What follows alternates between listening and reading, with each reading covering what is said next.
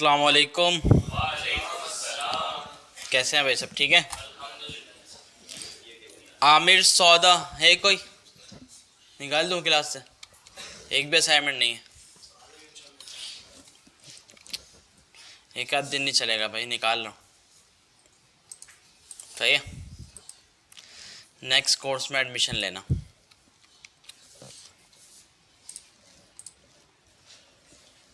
अच्छा जी, इसके अलावा अहमद रज़ा, आप भी क्या कह रहे हैं? तो भाई पीसी ख़राब है तो अब देखें, इसमें जो है ना, इसका कुछ भी नहीं हो सकता। इसमें आपका भी नुकसान हो रहा है और फिर जो है वो सैलानी का भी होगा जब आप बैठेंगे यहाँ पे, क्योंकि बगैर पीसी या लैपटॉप के ना कुछ भी नहीं हो सकेगा। ठीक है, तो अब चीज़ें मतलब ऐसी हैं, देखिए यहाँ भी आपके सामने कंटिन्यूसली क्लासेस चल रही होती हैं। ठीक है, वरना मैं क्या करता यार, जिसके पास पीसी लैपटॉप नहीं है उसको मैं बोलता है हमारी लैब है तो आप लैब में आएँ और अपना असाइनमेंट वगैरह करें, मतलब क्लास के अलावा। तो इस वजह से आप क्यों नहीं बोल सकते, क्योंकि यहाँ पे कंटिन्यूसली क्लासेस हैं आपके सामने ही। ठीक है, तो इस वजह से जिस किसी के पास भी पीसी या लैपटॉप का मसला है तो उसको आपको जल्द से जल्द रिज़ॉल्व करना होगा।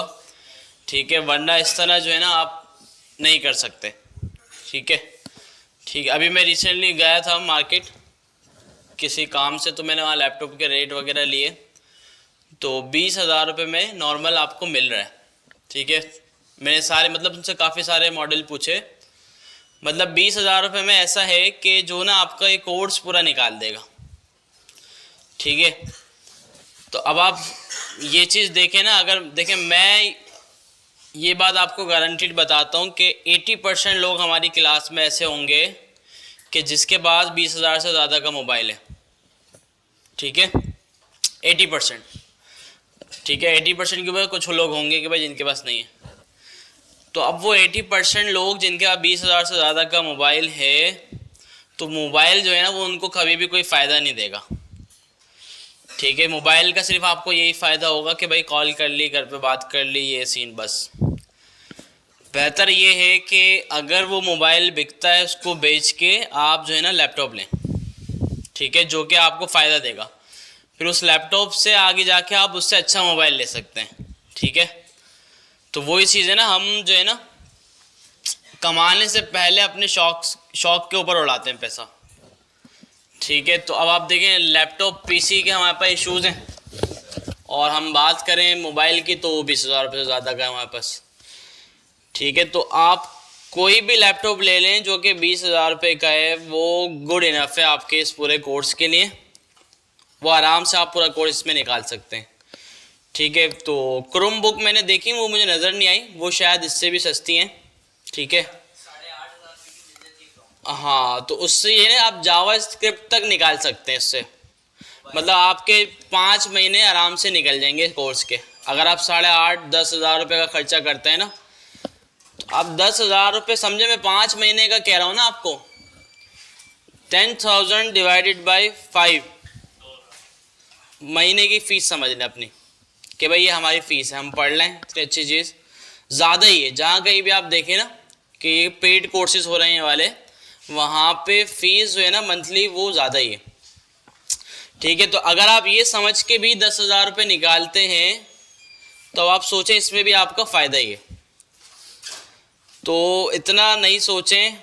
देखें, अच्छा देखें, मैं बिल्कुल समझता हूँ काफ़ी सारे लोग, देखें मैं भी जब कोर्स कर रहा था ना तो मेरा भी ये इशू था, मेरे टीचर भी बोलते थे, लेकिन मेरी मतलब इतनी वो नहीं थी कि यार मैं लैपटॉप ख़रीद सकूँ। मेरे पास मोबाइल भी जो है ना मैंने 2,500-3,000 रुपये वाला लिया हुआ था। क्यों? मोबाइल था, स्मार्टफोन, लेकिन क्यों मोबाइल था।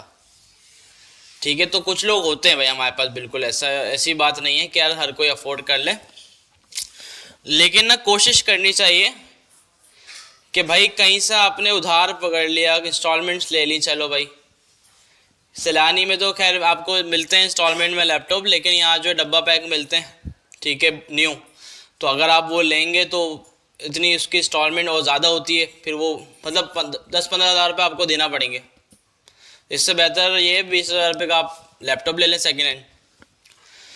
ठीक है, तो कुछ ना कुछ बनाएं सेटिंग के भाई, कहीं से लोन लें, कुछ लें, लेकिन ये मिनिमम ये 10,000 वाला लैपटॉप भी मिल जाए ना आपको तो आपका काम निकल जाएगा।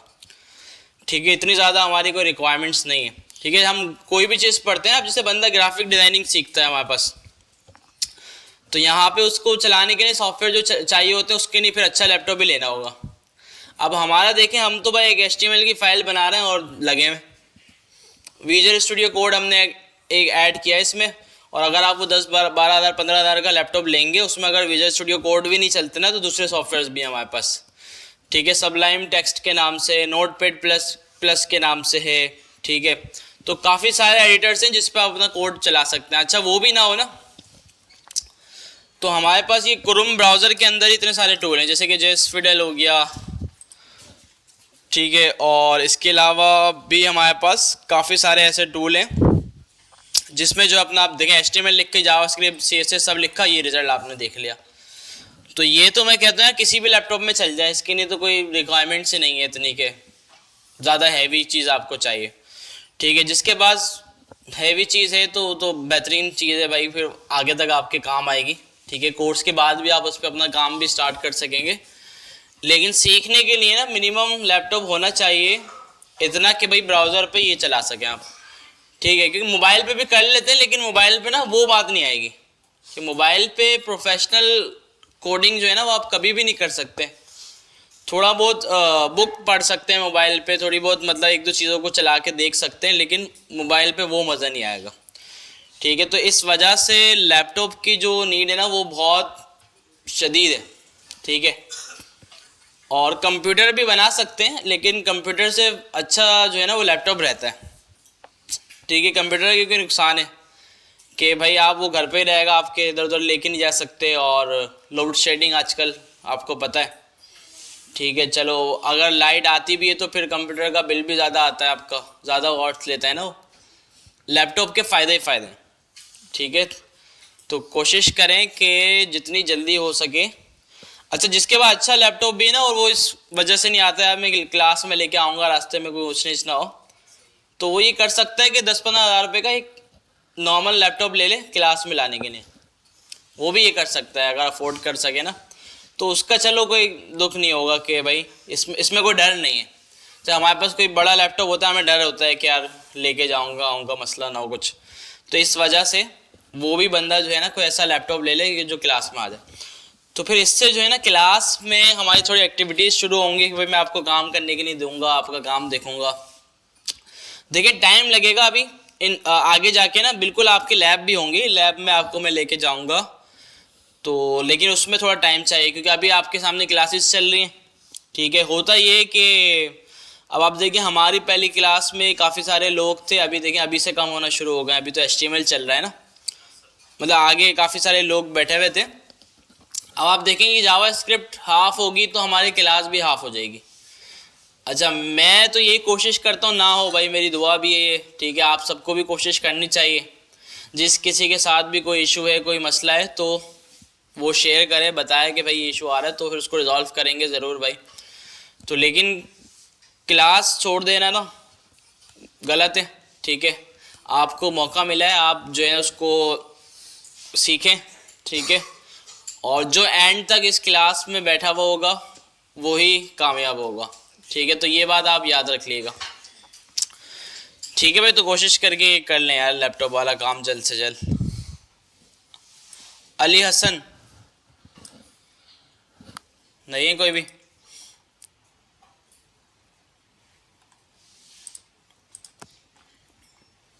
अनस, सुमरो और अकील। अनस अली, तुम्हारे तो है ना असाइनमेंट कंप्लीट। अनस सुमरो, सुमरो आप? अच्छा, अकील इब्राहिम। CNC मशीन, ये कौन है भाई? दानिश जानी। देख रहे हैं ये चीज़ मैंने समझाई थी ना पहली क्लास में। अब हमारे अंदर से ना ये चीज़ ख़त्म नहीं होकर दे रही है। हमें प्रोफेशनल बनना चाहिए, और हम जो है ना अभी तक आज से 10 साल पहले वाली ज़िंदगी गुजार रहे हैं, ठीक है। तो वाकई मैंने 10 साल पहले ही देखा था, और शायद मैंने भी किया हो इस तरह, फेसबुक का नेम चेंज कर दिया और पता नहीं क्या क्या किया हो, ठीक है। लेकिन अब जैसे जैसे भाई टेक्नोलॉजी आ रही है, सब लोग आगे बढ़ रहे हैं, तो हमें भी शऊर आ रहा है, हमें पता चल रहा है कि भाई नहीं, इस तरह की चीज़ें नहीं करनी चाहिए, ठीक है। और ये कौन है भाई? दशरथ जयपाल, ऑनलाइन कोई होंगे भाई, ठीक है। काफ़ी सारे लोग हैं भाई, कोड देखते हैं ऑनलाइन, ज्वाइन कर लेते हैं, ठीक है। तो खैर, फहाद अली, एक और बार फहाद अली, फैज़ान नियाज, फैज़ान शेख, कौन है भाई ये? हमारी क्लास में से सारे लोग। हैदर अली, हमज़ा मलिक। अच्छा, जो क्लास में बैठा हुआ होगा ना वो नहीं निकलेगा, और जो क्लास में नहीं होगा उसको मैं निकालूंगा, ठीक है। हमज़ा मलिक, हमज़ा मलिक, हारिस हुसैन, हुसनैन, हुसैन होगा ना, हुसनैन क्या? अच्छा, हसनैन। हसन लखानी, एक असाइनमेंट किया बस। क्यों भाई? कल तक मिल जाएगा?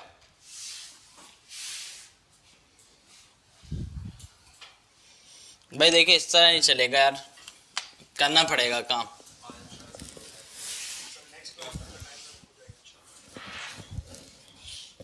हसन शेख, हुनैन हाजी मोहम्मद, हुज़ैफ़ा मलिक, इन्फो डॉट समीर, जानी मलिक, खानजी नियाजी, मोहम्मद रोहान, मोहम्मद हमाद, मोहम्मद रोहान हो? हाँ भाई, असाइनमेंट का क्या सीन है? हो जाएगा, सबमिट करो ना यार। देखिए, जो कर भी लेना है सबमिट किया करे, ताकि पता तो चले कि कितने लोग हमारी क्लास में ऐसे हैं जो असाइनमेंट कर रहे हैं। वालेकुम सलाम। मोहम्मद रयान हैदर, मोहम्मद रहील। वहाँ पे 2 असाइनमेंट नहीं, 3 नहीं है भाई। देखिए, मैंने आपको पहले भी समझाया है, क्लास से 2 कदम आगे रहना है, आप क्लास से 10 कदम पीछे चल रहे हैं। उल्टा ही सीन हो रहा है यहाँ पे हमारा। मैं बोल रहा हूँ आगे बढ़ें, आगे का बढ़ें, आप क्लास से पीछे चल रहे हैं। मोहम्मद बिलाल, मोहम्मद दाऊद, मोहम्मद फारूक, मोहम्मद साद, एक भी नहीं है जब से आयो। कब तक आएगा? आ जाएगा लैपटॉप। तो अभी जब तक कुछ काम तो करो यार, लैपटॉप नहीं है तो। अच्छा देखिए, आप लोग जो है थोड़ी रिसर्च किया करें। मुझे ऐसी लोकेशंस पता है कुछ कि जहाँ पे मैं जाऊँ और मैं फ्री में कंप्यूटर यूज़ कर लूँ, लैपटॉप यूज़ कर लूँ, बुक्स पढ़ लूँ, लाइब्रेरीज मतलब जो होती है ना। तो अगर आप किसी यूनिवर्सिटी में हैं तो वहाँ भी होगा ये सब, और वरना जो है ना हमारे पास कुछ लोकेशंस हैं ऐसी जहाँ पे होता है, ठीक है। मेरे ख्याल से यहाँ पे स्टेडियम रोड पे लियाकत नेशनल हॉस्पिटल के सामने लियाकत लाइब्रेरी के नाम से एक पूरी बनी हुई है जगह, तो वहाँ पे लिंकन कॉर्नर के नाम से एक यूएस एम्बेसी ने कुछ बनाया हुआ है। तो वहाँ पे आपको ये चीज़ें प्रोवाइड की जाती हैं कि भाई आप 1 घंटे के लिए लैपटॉप यूज़ करो। तो इस तरह मेरे ख्याल से मलीर में भी एक लोकेशन थी कहीं, उसका नाम मुझे याद नहीं आ रहा, तो ये देखा करें भाई। देखें, वही बात है ना, जो करने वाला होगा वो किसी भी तरह करेगा, वो इस आसरे में नहीं रहेगा कि भाई मेरा लैपटॉप आएगा 10 दिन बाद फिर मैं करूँगा, ठीक है। तो आप बोलते ना कल करूँगा, तो वो कल कभी भी नहीं आनी है फिर, आज हो जाएगा तो हो जाएगा, कल वो आपका कभी भी नहीं हो सकता, ठीक है। तो जब ये मैंने बोला भाई ग्रुप्स बनाओ आपस में, जिसके पास लैपटॉप नहीं है और जिसके पास लैपटॉप है वो दूसरों की हेल्प करे, भाई बहुत अच्छी बात है। तो उनके लैपटॉप पे काम करो, घर में किसी का लैपटॉप ले लो, कज़न का ले लो, लेकिन काम करो, ठीक है। काम नहीं करोगे तो बहुत नुकसान होगा। मोहम्मद साद, आप ही हो ना? मोहम्मद सुबहान, मोहम्मद सुफियान, 3 नहीं है। ये भी तो कल मैंने डाला है ना असाइनमेंट। अच्छा मैंने बताया हुआ था पहले से आपको कि क्या बनाना है, लिंक मैंने कल रात को बना दिया कि भाई अब कर दें आप अपलोड। मोहम्मद उमैर असलम, मोहम्मद वकास, मोहम्मद ज़िशान, मुनव्वर खान। हाँ भाई पहला असाइनमेंट दे दिया बस, आ गया। तो अब कब दोगे? कल सारे? कैसे कर लोगे भाई इतने टाइम से? नहीं की एक दिन में कैसे होंगे? चलो देखते हैं। मुनीब हुसैन, हाँ भाई क्या अपडेट है? करो ना यार सबमिट जल्दी। मुसव्वर मुस्तकीम शाहिद, मुजम्मिल हुसैन, क्या सीन है? एक भी नहीं है, सबमिट नहीं हो रहे। कहाँ बनाए थे? लाइब्रेरी में? कौन सी? जहाँ मैं बता रहा हूँ अभी। देखो ना यार, देखो मैंने अभी आपको लोकेशन बताई और देखिए एक स्टूडेंट आपके सामने निकल भी गया कि इसने वहाँ जाके काम किया। देख रहे हैं भाई इस चीज़ को आप कि भाई मुझे पता थी ये चीज़, मैंने आप सबको शेयर कर दिया। अच्छा अब आप लोगों में से काफ़ी सारे लोग होंगे जो जा सकते हैं वहाँ पे, ठीक है। अब हो सकता है पता ना हो, अब पता चल गया, अब जा सकते हैं भाई, अब बना सकते हैं, काम कर सकते हैं। तो बताओ थोड़ा सा भाई खड़े होके कि क्या वहाँ पे तरीका है जाने का।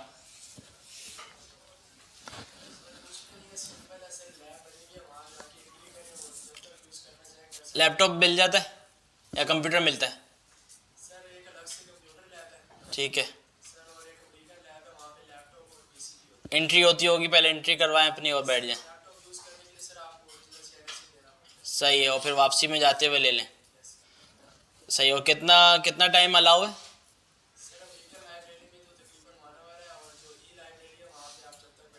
ई लाइब्रेरी भी वहीं पर ही है, नहीं खोली है कुछ? ज़बरदस्त भाई। तो अब देख रहे हैं भाई, तो ये प्रोसेस है कि भाई आप वहाँ जाएं और अपने एंट्री करवाएं और लैपटॉप ले लें 1-2 घंटे के लिए उनसे। जी टाइमिंग जो है सुबह 9 से शायद शाम 6 तक है, रात 9 तक, सुबह 9 से रात 9 तक, बेहतरीन टाइमिंग है। कुछ भी नहीं है, फ्री है भाई। जब भी तो आपको बताई मैंने, अब आप लैपटॉप नहीं ले रहे, आपको फीस वाली चीज़ बताऊंगा मैं। जी तो देखें इस लाइब्रेरी में ना मैंने भी काम किया है काफ़ी, जब भी मैंने आपको बताया, मैंने इनके साथ मिलके भी काम किया, इनके हेल्प की, इनको सॉफ्टवेयर बना के दिया है मैंने, ठीक है। और यहाँ पे मैंने अपने इवेंट्स करवाए। हमारी कंपनी है टेक कोलाची, कम्युनिटी हमारी है ना, तो इसमें हम कम्युनिटी वर्क करते हैं, मतलब इवेंट्स करवाते हैं फ्रीलांस के ऊपर, टेक्नोलॉजी अवेयरनेस के ऊपर, तो ये सारी चीज़ें। तो देखिए इसमें ये पिक्चर्स नज़र आ रही है ना आपको, ये वहीं की हैं, ये उसी जगह की हैं जहाँ पे मैं आपको ये जो बता रहे हैं, ठीक है भाई। देखें ये ऑडिटोरियम है इनका, यहाँ पे सेशंस होते हैं, इवेंट्स होते हैं यहाँ पे, तो ये सीन है। ये इवेंट्स जो है ना ये हम लोग अभी हो सकता है वहाँ पे देखें हर कोई अलग अलग ऑर्गेनाइजेशंस करवाती है, ये हम लोग करवाते थे। ये टेक कोलाची जो है ना ये मेरी है कंपनी, तो इसमें हम सर्विसेज भी देते थे पहले, लेकिन ये अब सिर्फ कम्युनिटी एक, तो इसमें अब जो है थोड़ा सा टाइम ना होने की वजह से इतने सारे इवेंट्स नहीं करवा रहे हम, ठीक है। तो अभी काम करना है इसमें। तो ये सीन है, मतलब भाई बात ये है कि कुछ ना कुछ करके बंदा अगर चाहे ना करना, वो आराम से कर सकता है। ये बात आपको याद रखनी है, ठीक है। तो ये तो एक लोकेशन है, इस तरह की हमारे पास लोकेशंस हैं। अगर आप थोड़ी रिसर्च करें ना, अगर आप गूगल पे भी सर्च करें तो काफ़ी सारे लोग आपको मिलेंगे जो बता रहे होंगे कि भाई ये लोकेशन है, आप यहाँ पे जाके जो है ना अपना काम कर सकते हैं, सीख सकते हैं, ठीक है। और मेरे ख्याल में ना देखें, ये एक अच्छी चीज़ है, गवर्नमेंट लेवल पे या कोई ऐसे सैलानी को या कभी ऐसा कोई इनिशिएटिव लेना चाहिए कि भाई जिसमें जो है ना एक लाइब्रेरी पूरी प्रोवाइड कर दी जाए, जहाँ पे आके बच्चा जो है ना वो कुछ भी अपना पढ़ सके, प्रैक्टिस कर सके, ठीक है। तो ज़रूरत है इसकी काफ़ी। अच्छा, इंटरनेशनली अगर आप देखें ना तो ये हर जगह पे होता है, काफ़ी जगहों पे ना। और ये तो छोटी सी चीज़ है, बहुत बड़ी बड़ी चीज़ें होती हैं। नसीब खान, नवीद नदीम, एक भी असाइनमेंट नहीं है। कब से? और तो पहले वाले असाइनमेंट्स कर देते जब था।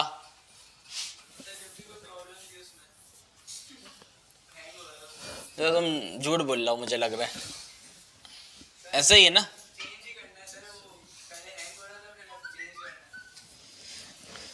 चेंज कर लो ना यार, अच्छा लैपटॉप ले लो, काम करो भाई। देखो इस तरह ना टोपियां नहीं चलेंगी, जो है सच बताया करो और काम किया करो। देखिए एक नहीं होता ना वो अलग बात है यार, क्यों नहीं हो रहा वो भी बताया करो कि यार ये इशू आ रहा है, मुझे ये प्रॉब्लम आ रही है, ताकि उसको हम देखें ना, उस पर काम करें कि यार ये मसले क्यों आ रहे हैं आपको। अब आप बताओगे नहीं क्या प्रॉब्लम आ रही है, काम नहीं करोगे, तो फिर पता कैसे चलेगा, ठीक है। तो फिर इस तरह ही चलता रहेगा एंड तक।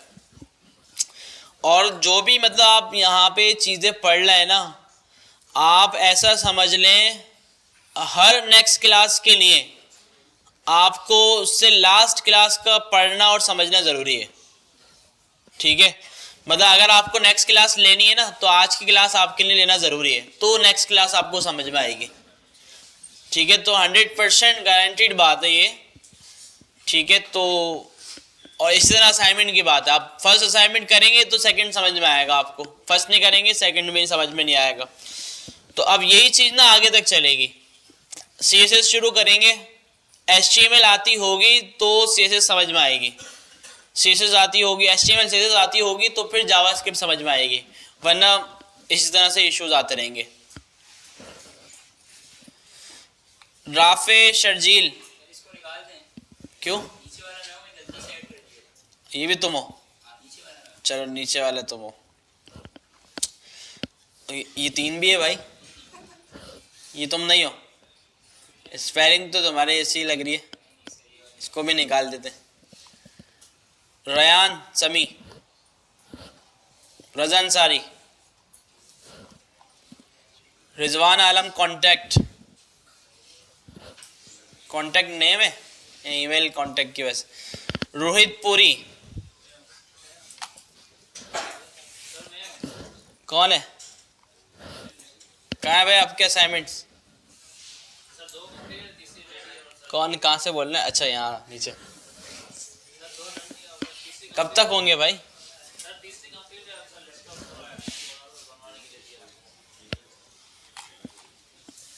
साद अंसारी, साबिर अली, सैफ रहमान,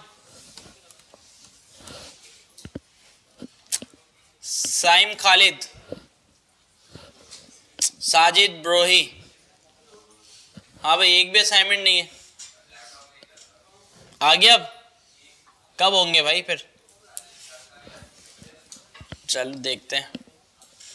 साजिद उबैद कादरी, समीर हनीफ। हाँ भाई एक भी नहीं है।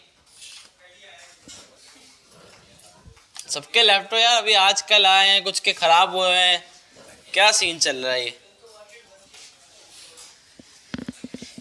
ऑनलाइन मंगवाया होगा। सारिब सकरिया,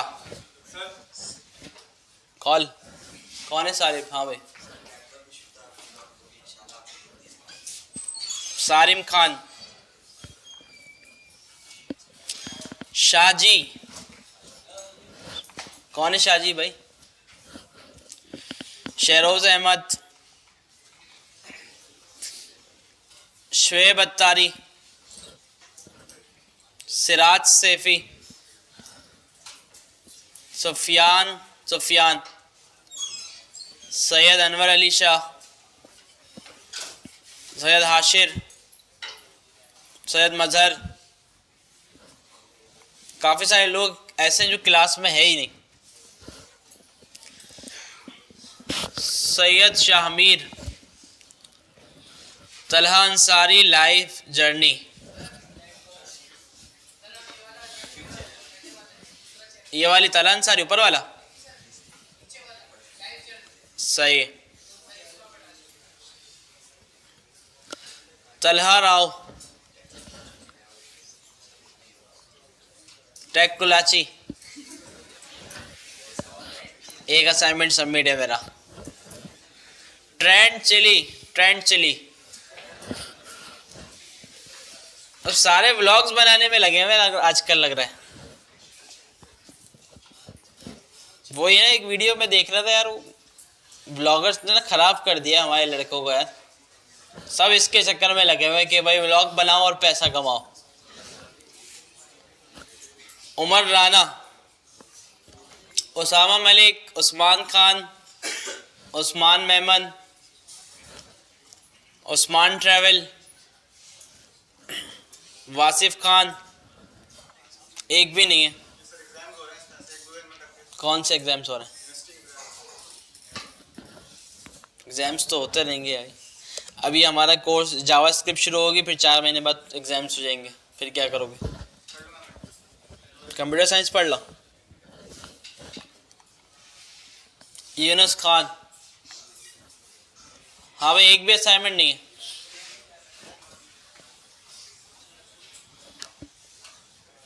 क्या बता रहा हूँ? आ गया, अब हो जाए आज। जैद अहमद एक और बार। तो अकाउंट आप सबने ऐड किए हैं भाई। जैन जिशान, जवाहिर अहमद, एक भी नहीं है आपका भी। क्या कह रहे हैं?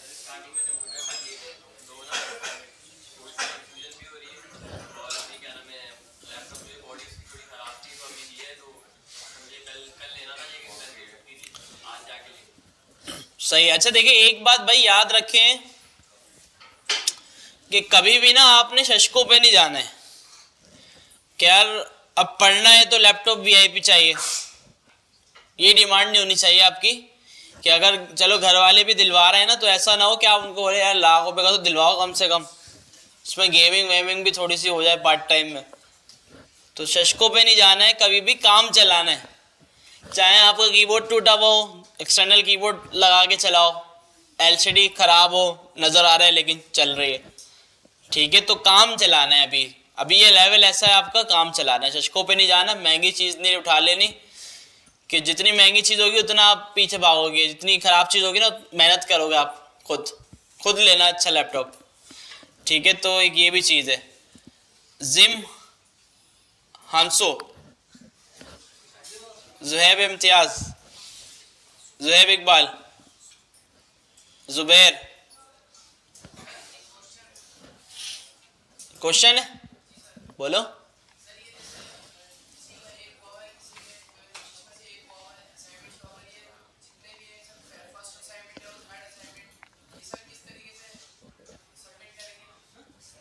खुले में ना आप उसी असाइनमेंट पे जाएं। मतलब अगर किसी का फर्स्ट असाइनमेंट भी सबमिट नहीं है ना, आप फर्स्ट असाइनमेंट पे जाएं और कर दें। भले लेट लिखा हुआ आएगा आपके पास, लेकिन कर दें, कोई मसला वाली बात नहीं है। सारे असाइनमेंट्स पे आप जाकर, किसी पे भी सबमिशन बंद नहीं की हुई मैंने, सारे असाइनमेंट पे किसी पे भी आप जाकर अपना असाइनमेंट सबमिट कर दें। नहीं खैर है। देखिए अब जो है ना, इतने सारे मैंने नेम कॉल्स किए, पता चला लोगों के ज़्यादातर रीजन समझ में आए लैपटॉप के, ठीक है। तो कुछ की टोपियाँ भी हो सकती हैं, लेकिन ज़्यादातर सबका लैपटॉप का ही मसला था।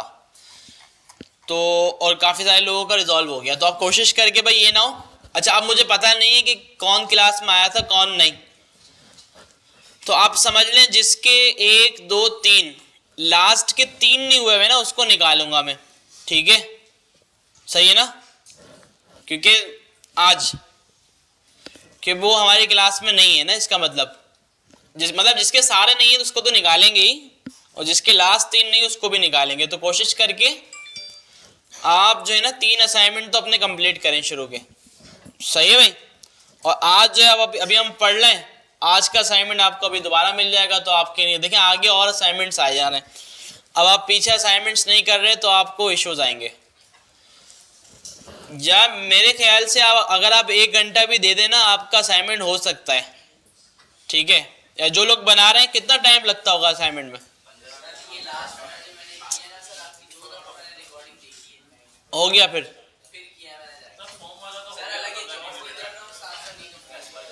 देखें यार, मेहनत जो है ना यार बहुत है इस काम में, मैं सही बता रहा हूँ। और देखिए अगर आप मेहनत कर सकते हैं ना, आप समझते हैं यार मैं मेहनती बंदा हूँ, तो ही आपका काम है यहाँ पे, वरना नहीं। मैं सही बात, बिल्कुल क्लियर बात बता रहा हूँ मैं आपको, ठीक है। और ये सिर्फ पढ़ाई में नहीं है, ये आगे जब काम करके पैसा कमाएंगे ना उसमें भी मेहनत है, ठीक है। लेकिन फायदा ये है कि आसान मेहनत है, मुश्किल वाली नहीं है। मुश्किल वाली क्या, आपको बोरियां नहीं उठानी कंधे के ऊपर और धूप में चल के नहीं आना। मेहनत कैसी है कि अभी जो है ना मैं 4:30 बजे सोया था, ठीक है, और मैं 7:15 बजे उठा हूँ, और बस अब मैं रात में सोऊंगा, ठीक है। तो इस तरह की मेहनत है, तो कर सकते हैं, इसमें कोई से मसले वाली बात नहीं। वो वाली मेहनत नहीं है आपको बोले यार नहीं यहाँ से पैदल जाना है, बोरी आपके कंधे पे, वो एक अलग किस्म की मेहनत होती है। तो अगर आप समझते हैं ये वाली मेहनत आप कर सकते हैं तो आपको फायदा है इसमें आगे। सारे एक साथ लेट छोड़ के आ जाया करो भाई, जो भी लेट हो जल्दी से। क्या पूछ रहा हो भाई? या मेरी एक जॉब चल रही है और साथ में जो है अपना काम भी चल रहा है, दोनों।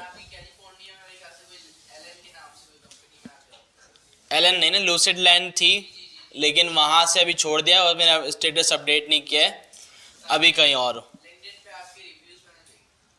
हाँ तो वो तो मतलब जिन लोगों के साथ काम किया उनके रिव्यूज़ आते हैं। तो इस तरह भाई देखें अभी भी आप, अच्छा लर्निंग में मेहनत ज़्यादा है, लर्निंग में ज़्यादा है। जब आप अच्छे लेवल पे आ जाएंगे, कमाना शुरू कर देंगे, तो जब इतनी नहीं होगी, ठीक है। तो ये बात आप अभी से सोच लें कि अगर आप मेहनत कर सकते हैं, अगर समझते हैं कि नहीं यार मैं अपनी पूरी जान इस पे मार सकता हूँ, रात रात जाग सकता हूँ, काम कर सकता हूँ, तो आपको फ़ायदा होगा, वरना कभी भी फ़ायदा नहीं होगा। तो ये बात जो है ना आप लिख के रख लें। और देखें वैसे भी ईयर एंड, तो ज़्यादातर लोग होते हैं भाई ईयर एंड पे ना अपने प्लान्स बनाते हैं, यार नहीं आप तो यार मैंने पूरा 2023 जो है ना अपना टाइम ज़ाया कर दिया है, 2024 में जो है ना मैं बिल्कुल अपनी लाइफ को चेंज करूँगा और बिल्कुल सीरियस होकर ये चीज़ें पढ़ूँगा, ठीक है। तो अगर आप ये चीज़ सोच लें, लिख लें।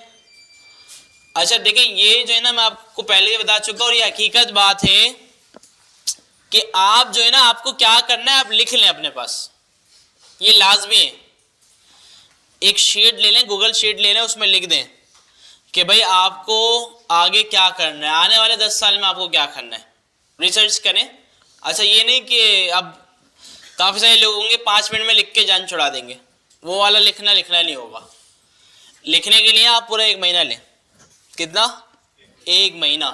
तो महीने आप बोले लिखने में इतना टाइम कोई लगता है, लिखने में नहीं, सोचने में लगेगा। सोचने में लगेगा कि जो चीज़ आप कर रहे हैं वो उसकी क्या वैल्यू है आगे, और आपके लिए वो सही है या नहीं, ठीक है। तो देखिए हर किसी के लिए ना पॉसिबल नहीं होता, लेकिन अगर वो थोड़ा सोचे समझे तो वो खुद चीज़ों को पॉसिबल बना सकता है अपने लिए, ठीक है भाई। तो मेहनत करें, अभी भी मेहनत है, आगे भी मेहनत है। मतलब इस फील्ड में आप आ गए ना, आपने सारी चीज़ों को छोड़ा, इसमें आ गए, अब समझा आपकी स्ट्रगल शुरू हो गई और ये चलती रहेगी, ठीक है। कोर्स के बाद बस आपको रिजल्ट मिलना शुरू होगा, और काफ़ी सारे लोग ऐसे होंगे जिनको कोर्स के अंदर ही रिजल्ट मिलना शुरू हो जाएगा। ठीक है, काफ़ी सारे बैचेस देखे मैंने पढ़ाए, काफ़ी सारे स्टूडेंट्स हैं मेरे, और मुझे पता है कि भाई जावा स्क्रिप्ट हमारी एंड होती है, जावा स्क्रिप्ट के बाद भी ना हमारा 3-4-5 महीने का कोर्स रहता है जो हम पढ़ते हैं, लेकिन जावा स्क्रिप्ट के एंड होते ही ना लोगों की जॉब्स लगना शुरू हो जाती हैं। ठीक है, तो क्लास में आप देखिए, आपकी क्लास में आप लोग खुद बताएंगे उठ के, भाई मैं, कोई बोलेगा मेरी जॉब हो गई, कोई बोलेगा मुझे प्रोजेक्ट मिल गया। तो इस तरह से चीज़ें जो है ना वो स्टार्ट हो जाएंगी, आप खुद देखेंगे।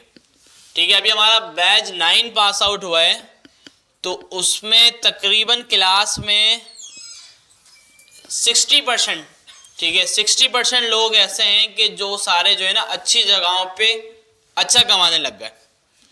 ठीक है, बाकियों की अभी तक मैंने कोई अपडेट नहीं ली, लेकिन ये होता है कि जो एंड में बचता है ना तो सारे ही जो है ना वो लग जाते हैं कहीं ना कहीं, ये बात आप याद रखें।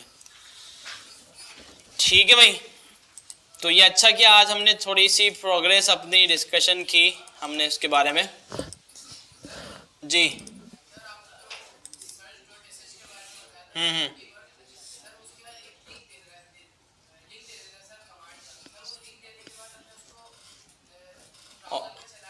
ठीक, सबमिट कैसे होगा? सबमिट क्या मतलब, चलाएं उसको?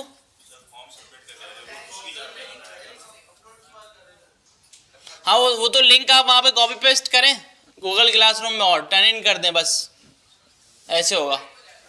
हाँ बिल्कुल बिल्कुल ऐसा ही है। ठीक है, तो ये वेब होस्टिंग जो हमने सीखी है ना वो इसी वजह से सीखी है कि जो आपका एक लिंक बन रहा है ना, तो ये लाइव हो रहा है, आप इसको पाकिस्तान में क्या पूरी दुनिया में किसी को भी शेयर कर दें, उसके पास वो आपकी असाइनमेंट खुलेगी। ठीक है, इसमें कोई ऐसी मसला वाली बात नहीं है।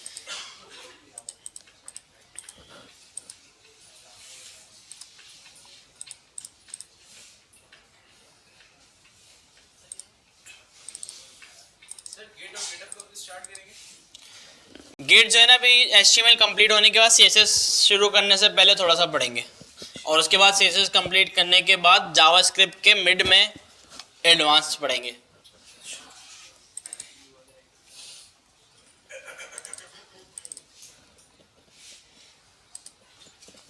आज हमारी 7वीं क्लास है, ऐसा है?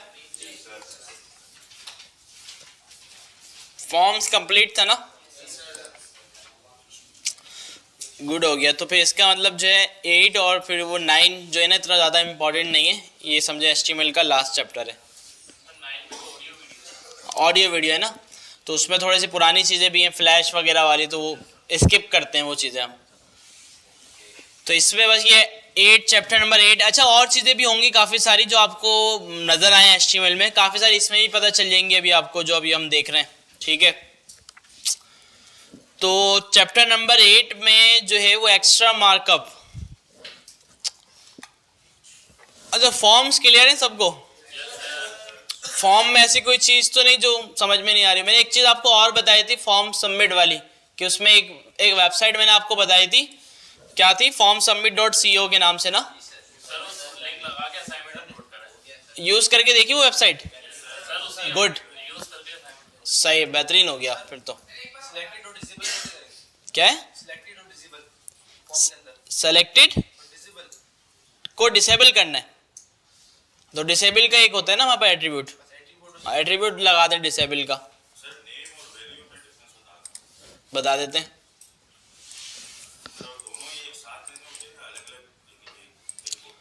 दोनों अलग चीज़ें, देखिए दोनों का मैं बता देता हूँ क्या सीन है।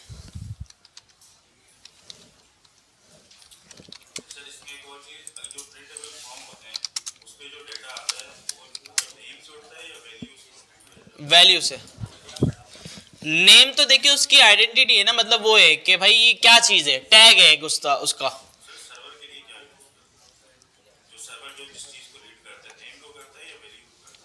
दोनों को, दोनों को देखिए, इसके एग्जाम्पल है, ये क्या है, एक बॉटल है, ये एक बॉटल है, इसके अंदर क्या है, पानी, तो बॉटल नेम है और वैल्यू इसकी वाटर है। ठीक है, वैल्यू चेंज भी हो सकती है, इसके अंदर मैं जूस डाल दूं तो वैल्यू चेंज हो गई। ठीक है, लेकिन नेम इसका सेम रहेगा, ये सीन होता है।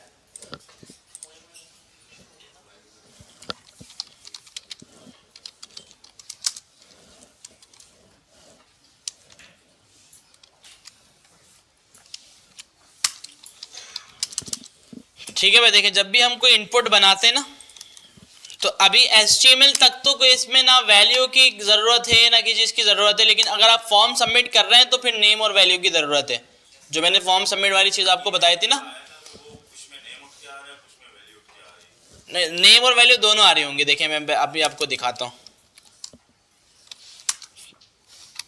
देखिए हमने एक फॉर्म बनाया जिसमें मैंने सबसे पहले इससे लिया, यहाँ पे ना लेबल वगैरह भी बना देते हैं हम।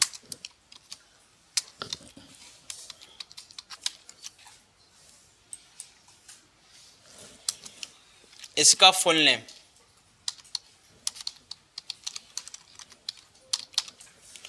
ठीक है भाई। तो अब मैं यहाँ नेम में वो चीज़ लिखूंगा जो सर्वर पे एज अ की जाएगी, ठीक है। तो यहाँ पे मैं लिख देता हूँ एफ नेम, जिससे मुझे समझ में आ जाएगा एफ नेम मतलब फुल नेम। अच्छा, अब वैल्यू आपको यहाँ पे देने की ज़रूरत नहीं है। क्यों ज़रूरत नहीं है? जब यूज़र आके उसमें कुछ लिखेगा ना, वो वैल्यू में खुद ऐड हो जाएगा, ठीक है। मतलब देखिए जब मैं इसको चलाऊंगा, तो डायरेक्टली लाइव सर्वर पे चला देते हैं, क्योंकि उस फॉर्म सबमिट के लिए सर्वर की ज़रूरत थी ना।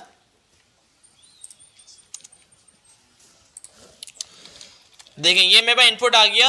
अब जब मैं इसमें कुछ लिखना शुरू करूंगा ना, तो ये बाय डिफ़ॉल्ट हमारे HTML के इनपुट के वैल्यू के एट्रीब्यूट में जाके सेव हो रहा होगा ऐसे, ठीक है भाई, बैक के ऊपर। अच्छा, फुल नेम हो गया। इसके अलावा हम यहाँ पे कर देते हैं लाइन ब्रेक, इसमें हम कर देते हैं ईमेल, इसको भी ईमेल, इसको कर देते हैं हम फ़ोन, इसको नंबर, ठीक है। तो अब नेम चेंज होंगे। इसका नेम मैंने कर दिया ईमेल और इसका नेम मैंने कर दिया फ़ोन। देखिए नेम एक तरह का समझे आपका कॉलम है, ऊपर ना कॉलम और उसके नीचे फिर नेम, ठीक है। टैग समझ लें, की समझ लें, कॉलम समझ लें। अच्छा, अब इन तीनों पे जो है ना हम रिक्वायर्ड भी लगा देते हैं, रिक्वायर्ड और रिक्वायर्ड, ठीक है। अच्छा, अब यहाँ पे मैं बना रहा हूँ एक बटन जो कि मेरे इस फॉर्म को कर देगा सबमिट। देखिए बटन पे क्लिक किया, क्योंकि ये रिक्वायर्ड था तो इस वजह से ये एरर दे रहा है कि भाई please fill out this field, ठीक है। लेकिन ये प्रॉपर वैलिडेशन नहीं है। ये HTML की वैलिडेशन जो है ना वो टेम्प्रेरी होती है। प्रॉपर वैलिडेशन करनी है अगर आपने फुल सिक्योर, तो फिर वो जावास्क्रिप्ट से होती है। अच्छा, अब हमने एक वेबसाइट यूज़ की थी, कौन सी भाई? फॉर्म सबमिट,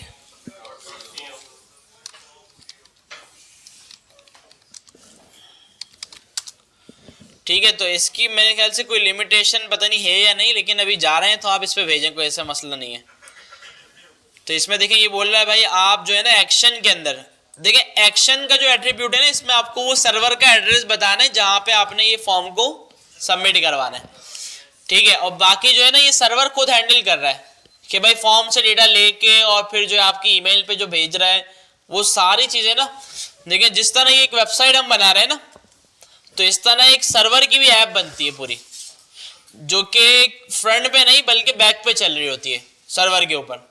तो उसका काम सिर्फ ये होता है कि फ्रंट एंड से किसी डेटा को लेना, उसको प्रोसेस करना और डेटाबेस में ऐड कर देना, ठीक है। या किसी को मेल भेज देना या किसी को SMS भेज देना, तो ये सारी चीज़ें सर्वर पे होती हैं। तो यहाँ पे मैंने देखें इसका एड्रेस लिखा और मैंने यहाँ पे अपनी ईमेल लिख दी,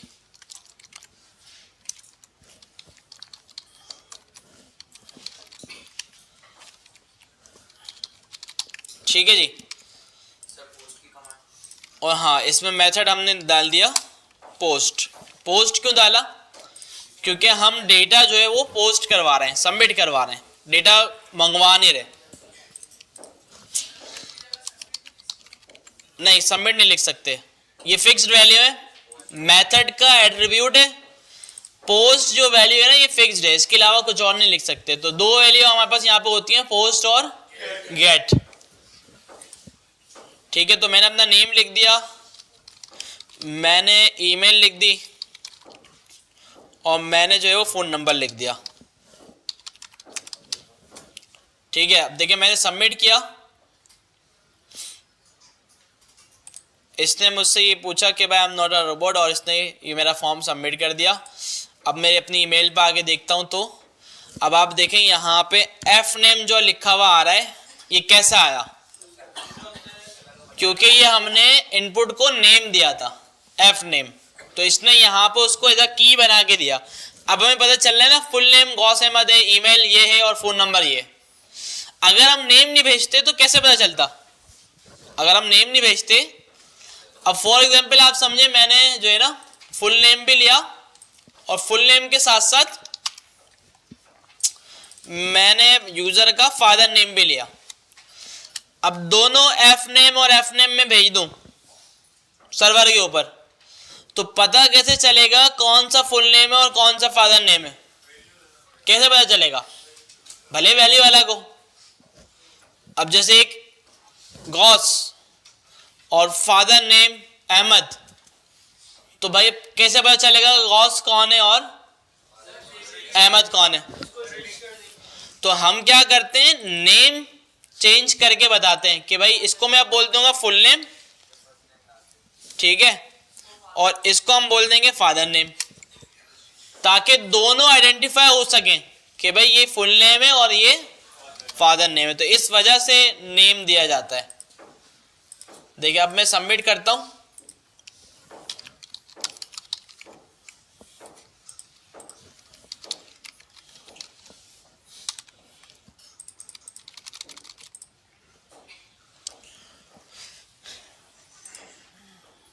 ठीक है भाई, सबमिट हुआ, ये मैं बस सबमिशन आई तो देखें फुल नेम फादर नेम।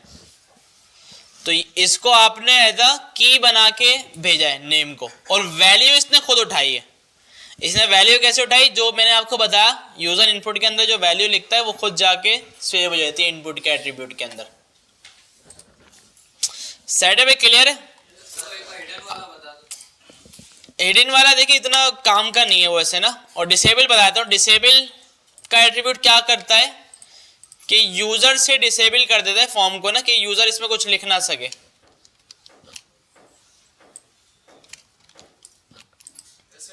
कहाँ गया भाई, ये रहा डिसेबल की। डिसेबल का सीन ये होता है, अब जैसे आप फेसबुक में जाएं या किसी ऐसे प्लेटफॉर्म पे जाएं जो अलाउ नहीं करता आपको अपनी ईमेल चेंज कर सके, ठीक है, तो वहां पे आपने ईमेल शो तो की लेकिन उसको डिसेबल कर दिया ताकि यूजर उसको चेंज ना कर सके। तो इन जगहों पे इसका इस्तेमाल हो सकता है।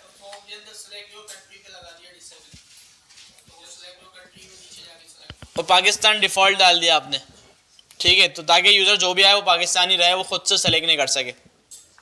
तो इस तरह के काफी सारे यूज केस इसमें बन सकते हैं इसके।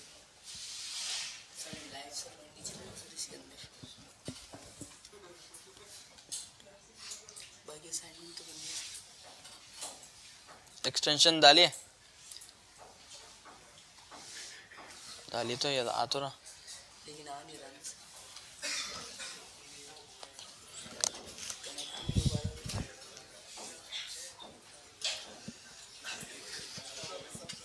चल में कोई भी इंडेक्स की फाइल नहीं है, इंडेक्स 2 बनाइए तुमने, सिर्फ इंडेक्स की फाइल होनी चाहिए, फिर चलेगा। सही है। तो ये चीजें थी फॉर्म के अंदर ना जो हमने देखी। चैप्टर नंबर 8 शुरू करते हैं, एक्स्ट्रा मार्कअप। वैल्यू में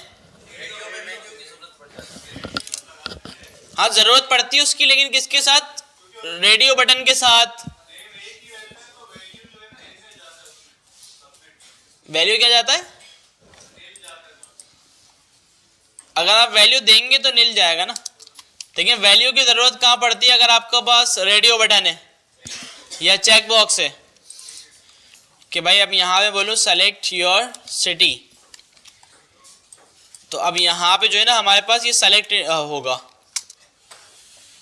ठीक है। अब इसमें यहां पे आप जो है ना वो देंगे नेम सिटी, और यहां पे अंदर जो आप ऑप्शन लिखेंगे इसमें वैल्यू भी आएगी। पहले में एम्प्टी, हाँ रेडियो में भी सेम सीन होगा।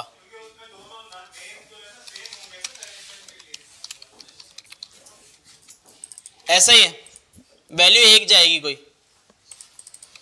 ठीक है भाई, तो इस तरह यहाँ पे वैल्यू जो है ना हमें खुद देनी पड़ती है, सेलेक्ट में भी, रेडियो में भी और चेक बॉक्स में भी। ठीक है, क्योंकि यूजर जो सेलेक्ट कर रहा है ना वो हमें बताना है। ठीक है, तो अच्छा अगर हम इसको चेक बॉक्स ले लेना और वहां देखें कि चेक बॉक्स में क्या लागत देता है ईमेल पे, 2-3 सिटी इसको दे देते हैं हम ना खुद से। ठीक है, तो इसको मैं नेम दे देता हूँ सिटी।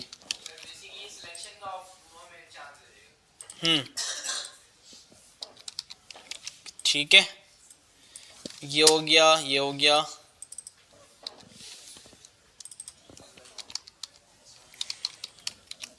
ठीक है, एक और ऐड कर देते हैं। देखिए तीनों का नेम सेम है और वैल्यू अलग अलग है। चलो खैर है। ठीक है भाई, वैल्यू भी दे दी और नेम दे दिया, नेम भी दे दिया।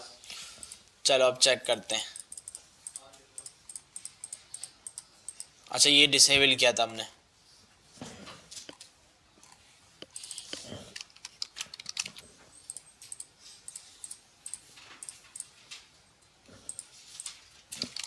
ठीक है भाई, तीनों सेलेक्ट कर लिया मैंने, सबमिट किया। अगर एक करना हो तो एक कर लें, मसला ही नहीं है। ठीक है, लेकिन देखिए यहाँ पे अब इसने इशू कर दिया कि हमें इसने दिखाया सिर्फ इस्लामाबाद, जबकि इसको जो है ना वो तीनों दिखाने चाहिए थे।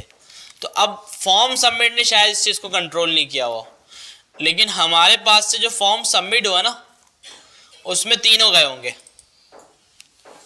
क्योंकि यहाँ पे हमने सेम नेम दिया हुआ है और ये पूरा ग्रुप इसको उठाना चाहिए था, लेकिन इसने उठाया सिर्फ लास्ट वाला। अब इसमें शायद देख लें इसने अपनी डॉक्यूमेंटेशन में कुछ बताया हो कि भाई आप कैसे चेक बॉक्स को भेज सकते हैं, लेकिन इसने बताया तो नहीं है।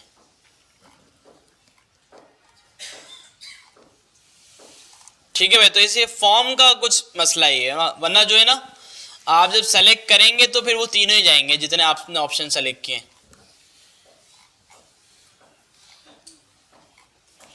ठीक है, कुछ और ये सारी चीज़ें बता रहा है आपको, ये नहीं बता रहा कि भाई आप जो है वो कैसे चेक बॉक्स को सबमिट करें। ठीक है, वैसे इसका सही यूज केस क्या होता कि भाई मैंने तीनों सिटी सेलेक्ट किए तो यहाँ पे तीनों ही जाती, ये एक लेके गया बस, ये यहाँ पे ये गलती कर रहा है। ठीक है भाई, शुरू कर दें। Chapter number 8 extra markup, specifying different version of HTML। ठीक है, जो कि इतना इंपॉर्टेंट चीज़ नहीं है। ये हम डॉक टाइप HTML लगाते हैं ऊपर, इसका क्या मतलब है, क्योंकि हम HTML के लेटेस्ट वर्जन पे काम कर रहे हैं विच इज़ HTML5, तो इसकी वजह से ये हम लगाते हैं हर फाइल के ऊपर। Identifying and grouping elements. ठीक है, मतलब हमारे पास जो एलिमेंट्स है उनको ग्रुप बनाना, ग्रुप में डालना। ठीक है, जैसे हेडर है, एक हेडर के अंदर सिर्फ एक एलिमेंट नहीं हो सकता, मल्टीपल एलिमेंट्स हो सकते हैं। हेडिंग भी हो सकती है, लिस्ट भी हो सकती है, इमेज भी हो सकती है। तो उस हेडर का पूरा एक ग्रुप बनाना एक एलिमेंट के अंदर डाल के। ठीक है, और बाकी एलिमेंट को आईडी वगैरह देना। ठीक है, जैसे हमने दी थी ना आईडी, लेबल के लिए दी थी और लिंक्स के लिए दी थी आईडी, तो वही आईडी के बारे में ये आपको बताएगा। अच्छा, इसके अलावा कमेंट्स होते हैं कि भाई अपने कोड को हाइड कर देना, सेव भी रहे और वो चले भी ना। ठीक है, हाँ, और Meta information and I frames. ठीक है, ब्राउज़र के लिए ये कुछ चीज़ें होती हैं जिसके बारे में ये आपको बताएंगे।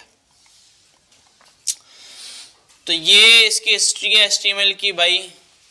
HTML4 जो था वो रिलीज हुआ था 1997 में, फिर XHTML 1.0 रिलीज हुआ था 2000 में, और उसके बाद जो है वो HTML5 2000 में ही हो गया था।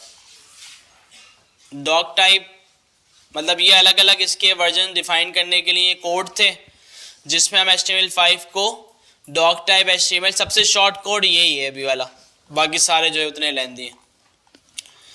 कमेंट्स करने के लिए कमेंट्स का क्या काम है, देखें हमने कोड लिखा हुआ है लेकिन ब्राउज़र उसको रीड ना करे, ये समझे, और लेकिन वो कोड हमारे पास सेव भी है। देखिए अब मैं एक फॉर्म बनाया, मैं चाहता हूँ मैं एक और फॉर्म बनाऊँ, तो ऊपर वाले को थोड़ी देर के लिए मैं हाइड कर दूँ। कमेंट का एक ये फ़ायदा है।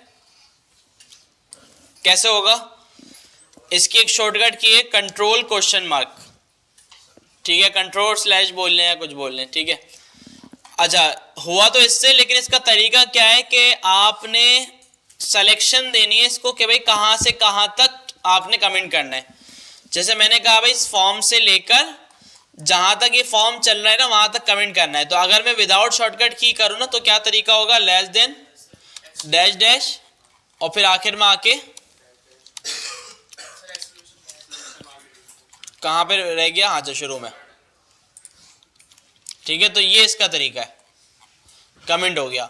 अब ये जो कोड है ना हमारा ब्राउज़र पे रन नहीं होगा, ये देखें कुछ भी नज़र नहीं आ रहा है, हाइड हो गया ये, लेकिन हमारे पास कोड जो है वो सेव भी है। एक इसका ये भी फ़ायदा है। दूसरा फ़ायदा ये है कि एक प्रोजेक्ट पे मल्टीपल लोग काम कर रहे हैं, ठीक है, तो चीज़ें समझ में नहीं आती ना कि कहाँ पे क्या चीज़ हो रही है, तो आप कमेंट करके बता सकते हैं, ठीक है भाई। आप लिख दें दिस इज़ फॉर्म, ठीक है, इस तरह, और इसको कर दें आप कमेंट।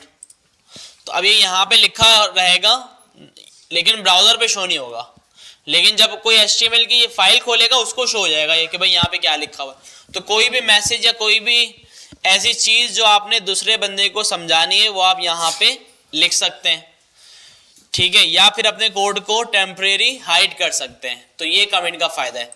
इसका सिंटेक्स देख लें, टेस्ट में आता ही है ना कि भाई HTML में कमेंट कैसे करते हैं, तो ये यहाँ पे बना हुआ होगा ये दोनों चीज़ें, तो आपको सही ऑप्शन सेलेक्ट करना होगा। तो बस ये कि हमारा जो है ना चैप्टर नंबर 8 आज हो जाएगा, और एक नेक्स्ट क्लास तो हो सकता है आपका जो है वो सैटरडे वाले दिन क्विज हो जाए HTML का, ठीक है, कर ले भाई। आईडी एट्रीब्यूट के बारे में आपको मैं पहले भी बता चुका कि यार ये एक HTML के टैग की आइडेंटिटी है कि आप किसी टैग को एक आईडी दे देते हैं ना तो वो उसकी पहचान बन जाती है। जैसे मैंने इसको आईडी दे दी fname, ठीक है। अच्छा एक आईडी आप एक एलिमेंट को दे सकते हैं, सेम आईडी मल्टीपल को नहीं दे सकते, ठीक है, तो क्योंकि यूनिक होती है कि आप जैसे एक रोल नंबर अगर मैं 2-3 लोगों को दे दूं तो फिर वो सही नहीं रहेगा। तो इसी वजह से आईडी भी हम एक एलिमेंट को यूनिक आईडी देते हैं और फिर वो आईडी को कहीं और यूज़ नहीं करते, ठीक है, तो उसकी पहचान बन जाती है। आगे जाके इसके बहुत सारे काम है, अभी इसके आपने सिर्फ 2 काम देखे, एक लेबल के लिए और एक लिंक्स के लिए, ठीक है। तो HTML में इसका सिर्फ इतना ही काम है। सर ये जो ऊपर मेथड्स है क्या नाम है इसका, ये फंक्शंस वाला मेथड तो नहीं है ना? नहीं ये अलग चीज, ये एट्रीब्यूट है। मतलब ये वो मेथड है, पूछा मैं कौन सा मेथड इस्तेमाल है। अब जैसे किसी भी काम करने के मल्टीपल मेथड्स होते हैं ना, ठीक है, तो इसमें अब फॉर्म सबमिशन के भी मेथड्स हैं कि भाई कौन से वाले मेथड से आपने सबमिट करना है, तो ये वो मेथड है। क्लास एट्रीब्यूट जिस तरह आईडी है ना, इसी तरीके से हमारे पास क्लास का एट्रीब्यूट है। क्लास एट्रीब्यूट का फायदा ये कि ये हम सेम क्लास मल्टीपल एलिमेंट्स को दे सकते हैं और उनका एक ग्रुप बना सकते हैं, ठीक है। CSS में ही होता है, लेकिन है HTML का पार्ट, लेकिन यूज इसका CSS में होगा, ठीक है। अब जैसे मैंने आपको बोला ना आप ग्रुप बनाओ आपस में, ठीक है, तो रोल नंबर आपका एक ही अलग अलग होगा, यूनिक होगा, जो कि आपकी आईडी है। और मैं बोल दूं भाई ग्रुप A कौन है, 5 बंदे उठ गए, हम लोग ग्रुप A हैं। ग्रुप B कौन है भाई, 5 और उठ गए भाई। ग्रुप C कौन है, उसमें 10 लोग उठ गए भाई, ठीक है। तो इस तरह अलग अलग ग्रुप, एक ग्रुप में मल्टीपल लोग आ सकते हैं, एक रोल नंबर में नहीं आ सकते, ठीक है। तो क्लास यहाँ पे ग्रुपिंग के लिए इस्तेमाल होती है। फॉर एग्जाम्पल आपकी वेबसाइट में 10 अलग अलग हेडिंग्स हैं और वो 10 की 10 हेडिंग को आपने ब्लू कलर देना है, CSS में आ गया कि ना। तो आप क्या करेंगे, पहले एक हेडिंग को आईडी दें, उसको जाके गेट करें ब्लू कलर, फिर दूसरे को, तीसरे को। इससे बेहतर है सबको सेम क्लास दी और क्लास के जरिए उसको टारगेट करके सबको एक साथ कलर दे दिया। ठीक है भाई, कि भाई जो इस क्लास, अब जैसे 5 लोग हैं एक ग्रुप के अंदर, अब मुझे 5 को बोलना है कि भाई आप स्टेज पे आओ, तो अगर मैं एक एक का रोल नंबर कॉल करके बोलूं इसमें लगेगा टाइम। अगर मैं बोल दूं भाई ग्रुप ए वाले जो है उठ के वो स्टेज पे आ जाओ, इसमें कम टाइम लगेगा। तो ये वाली जो चीज़ है ना, ये क्लास से अचीव होती है कि भाई आप सेम क्लास मल्टीपल एलिमेंट्स को दे सकते हैं। ठीक है, तो क्लास क्या है? एक एट्रीब्यूट है, वैल्यू आप इसकी अपनी मर्जी से कुछ भी दे सकते हैं। ब्लॉक एलिमेंट्स हमारे पास कौन कौन से थे थोड़े बताएं। सारी हेडिंग्स, पैराग्राफ, यूएल, एलआई, ठीक है, और टेबल, फॉर्म, ठीक है, तो काफी सारे एचआर भी है ना, मतलब वो तो है ही, लाइन ब्रेक की नहीं है ना। ठीक है भाई, तो ये सारे ब्लॉक लेवल एलिमेंट्स हैं, इनका आपको पता है। ठीक है, और अब हमारे पास कुछ इनलाइन एलिमेंट्स भी होते हैं, जैसे कि anchor tag, bold, italic, EM, image. ठीक है, तो सुपर स्क्रिप्ट, सब स्क्रिप्ट, तो जितने भी हमने ये वाले पढ़े सेमेंटिक मार्कअप वाले। ठीक है, तो ये सारे जो है वो इनलाइन एलिमेंट्स हैं। ठीक है, ब्लॉक लेवल का देखें, ये छोटी सी इमेज आपको दिखा रहे हैं, ये क्या समझाना चाह रहे हैं कि ब्लॉक लेवल एक लाइन में एक एलिमेंट आता है। अगर आप नीचे इनलाइन पे आए तो देखें एक लाइन में मल्टीपल आ रहे हैं।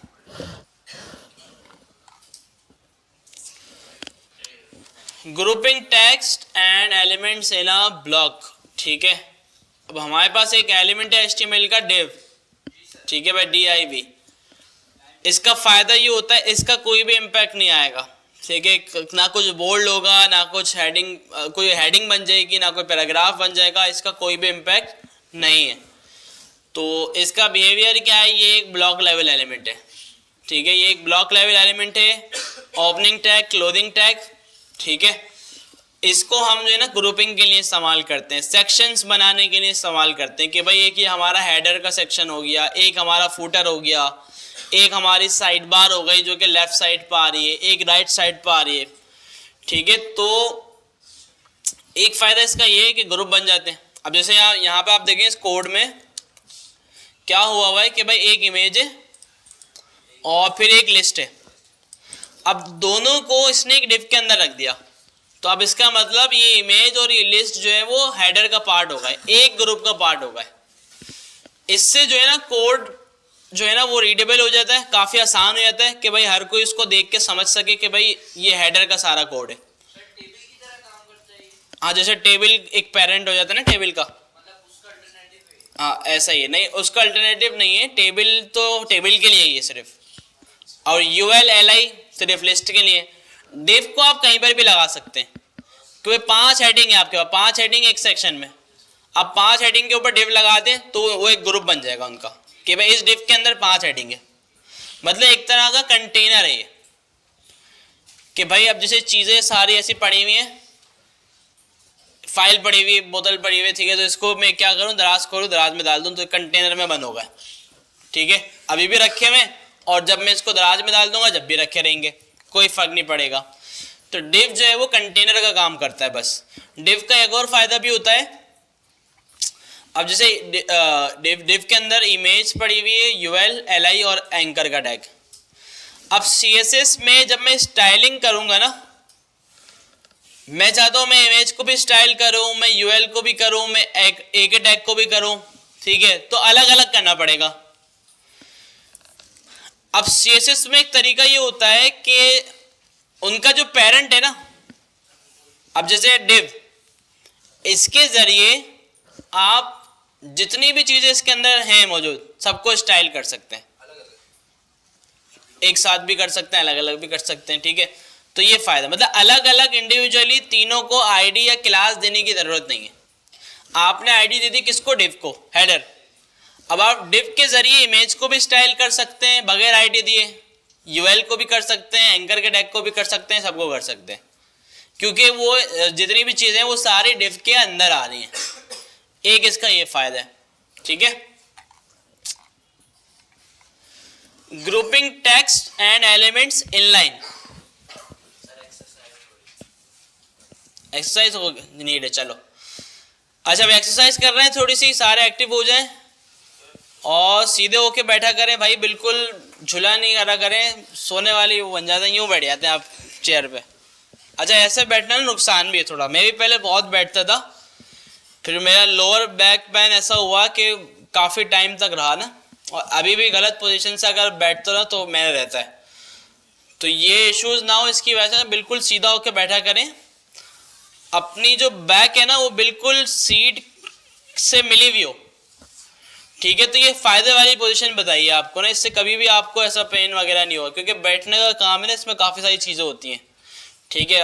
अब मैं देखें, मैं 6 साल से कर रहा हूँ, रोज़ बैठा हो, तो इसमें ना काफ़ी सारे इश्यूज निकलते हैं फिर अभी ये आदत बना ली कि भाई 1 घंटा अगर बैठा हुआ हो गया तो 5 मिनट उठ गए, ठीक है, थोड़ी सी वॉक कर ली, कुछ खा लिया पी लिया, ठीक है, उसकी वजह से बस क्या सिर्फ पेट निकलता है और कुछ नहीं होता, ठीक है, दूसरी मतलब बीमारियां नहीं होती।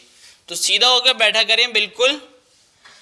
और दूसरी चीज़ जो है ना, हम टांग पर टांग रख के बैठ जाते हैं और अजीब ही मतलब पोजीशन पे बैठे होते हैं, उससे भी आप अवॉइड किया करें, बिल्कुल स्ट्रेट बैठा करें, ठीक है, एक्टिव होके ना। तो एक्सरसाइज करते हैं। 10 9 8 7 6 5 4 3 2 1 0। वो मज़ा नहीं आया यार, जो आना चाहिए ना तेज आवाज में, वो नहीं आया, दोबारा करेंगे। 10 9 8 7 6 5 4 3 2 1 0। ठीक है भाई, ये हुई ना बात। तो दूसरी वाली करते हैं। अच्छा, सीख गए अब आप लोग ना ये वाली, दूसरी वाली, बस करो भाई, सही से कर लो यार। हो गए भाई सब एक्टिव? कोई सो तो नहीं रहा?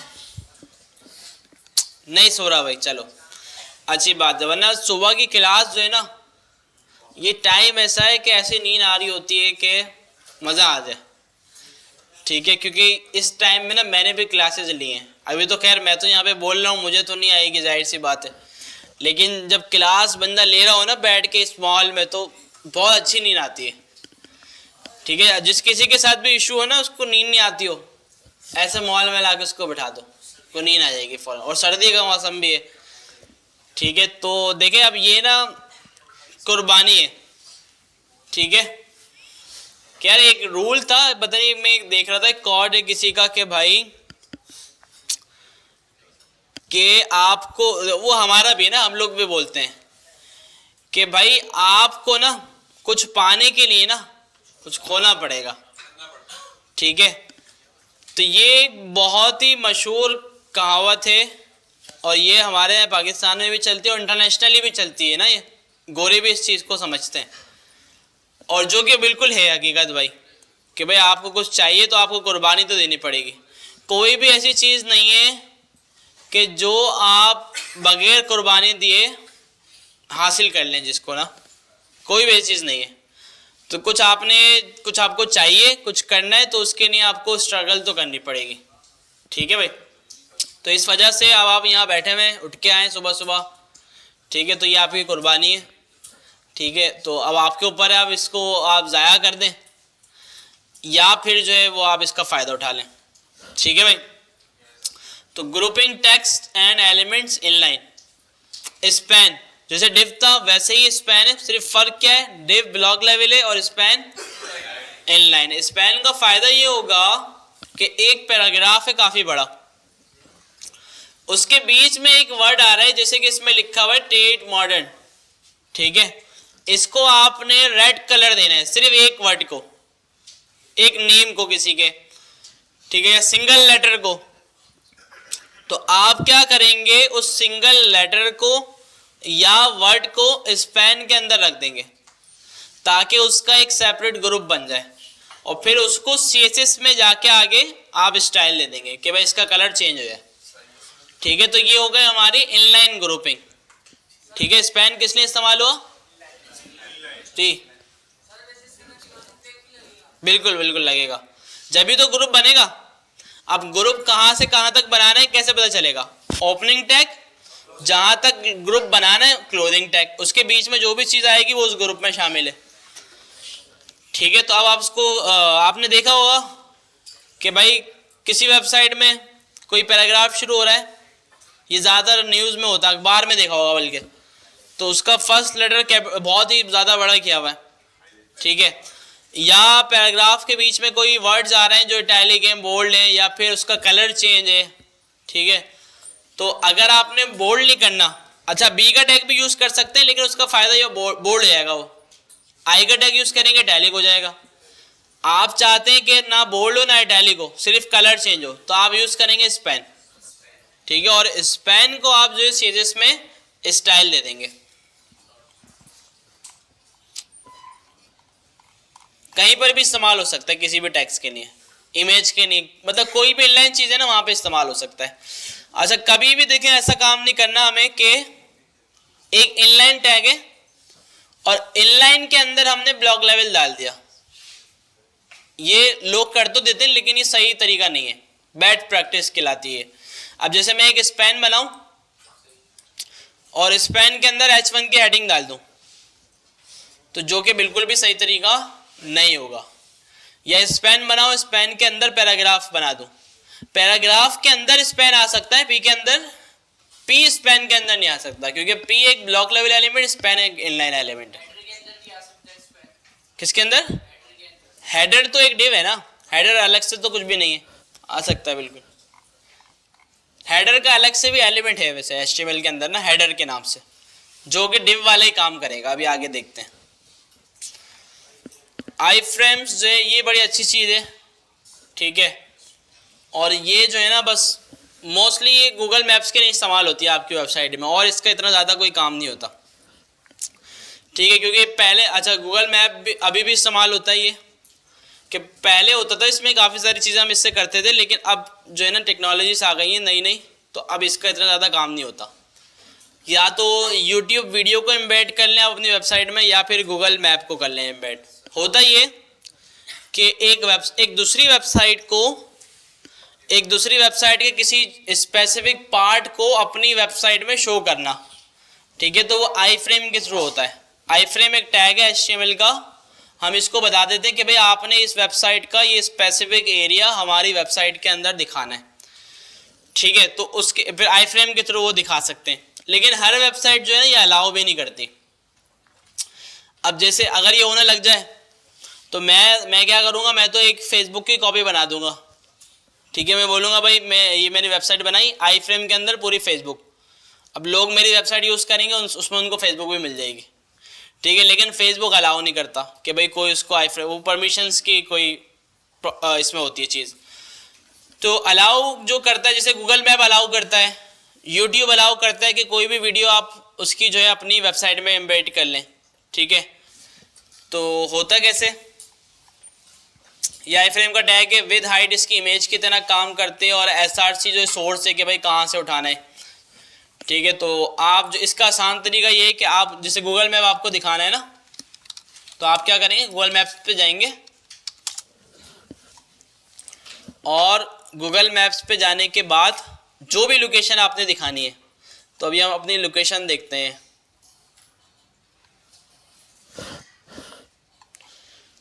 ठीक है, तो ये रही मेरे ख्याल से। ठीक है भाई, आ गया सैलानी वेलफेयर हेड ऑफिस। अब देखिए इस लोकेशन को मैंने सेलेक्ट किया, यहाँ पे शेयर का ऑप्शन है, शेयर पे मैं गया, यहाँ पे एक ऑप्शन आ रहा है एम्बेड अ मैप, इस पर मैं गया तो ऊपर देखिए आई फ्रेम का कोड आ रहा है। ठीक है भाई, इसको आप कॉपी HTML ये कर लेंगे और अपनी HTML में आके इसको कर देंगे पेस्ट। इसको करते हैं कमेंट फॉर्म को, और यहाँ पे हम आई फ्रेम को शो कर देते हैं। ठीक है, तो ये सारा जो है वो URL है, ये गूगल ने खुद बना के दिया है, जितनी भी चीज़ें गूगल ने इस पर खुद लगा के दी हैं। तो हम ट्राई करते हैं, तो ये देखें हमारे पास ये मैप आ गया। ठीक है भाई, तो देखें पूरा यहाँ पे इसको हम चला भी सकते हैं, ये हमारी लोकेशन आ रही है। तो ये किस लिए होता है, कॉन्टेक्ट अस का पेज होता है वेबसाइट्स में, आपने देखा होगा, वहां पे जब आप जाते हैं तो वहां पे ये मैप शो हो रहा होता है, ठीक है। तो ये मैप का आसान तरीका जो है ना वो यही है कि भाई आप इसको ना गूगल मैप से एम्बेड करवा दें, ठीक है। इसमें नीचे देखिए गूगल लिखा हुआ आ रहा होगा क्योंकि गूगल का मैप है, और इस तरह आपका ये एड्रेस वगैरह सब ऊपर लिखा हुआ आ रहा होगा। डायरेक्शन का ऑप्शन आ गया कि भाई इस पर क्लिक करके कोई भी हमारी लोकेशन पे आ सकता है। बाकी इसमें जूम इन जूम आउट सारी चीज़ें इसमें जो है ना वो होंगी, और इसने अलग ही हमारी लोकेशन को हाईलाइट करके दिखाया हुआ है रेड कलर से कि भाई ये लोकेशन है वो, ठीक है। इसके अलावा यूट्यूब की कोई वीडियो अगर आपने दिखानी हो, ठीक है, तो वो आप दिखा सकते हैं, ठीक है भाई। तो यूट्यूब पे अच्छी चीज़ सर्च करनी पड़ेगी वरना कुछ और भी आ सकते हैं ना। क्या लिखें, कार्टून, अच्छा चलो अपनी वीडियो दिखा देते ना, या बताइए, तो हमने सोचा ही नहीं।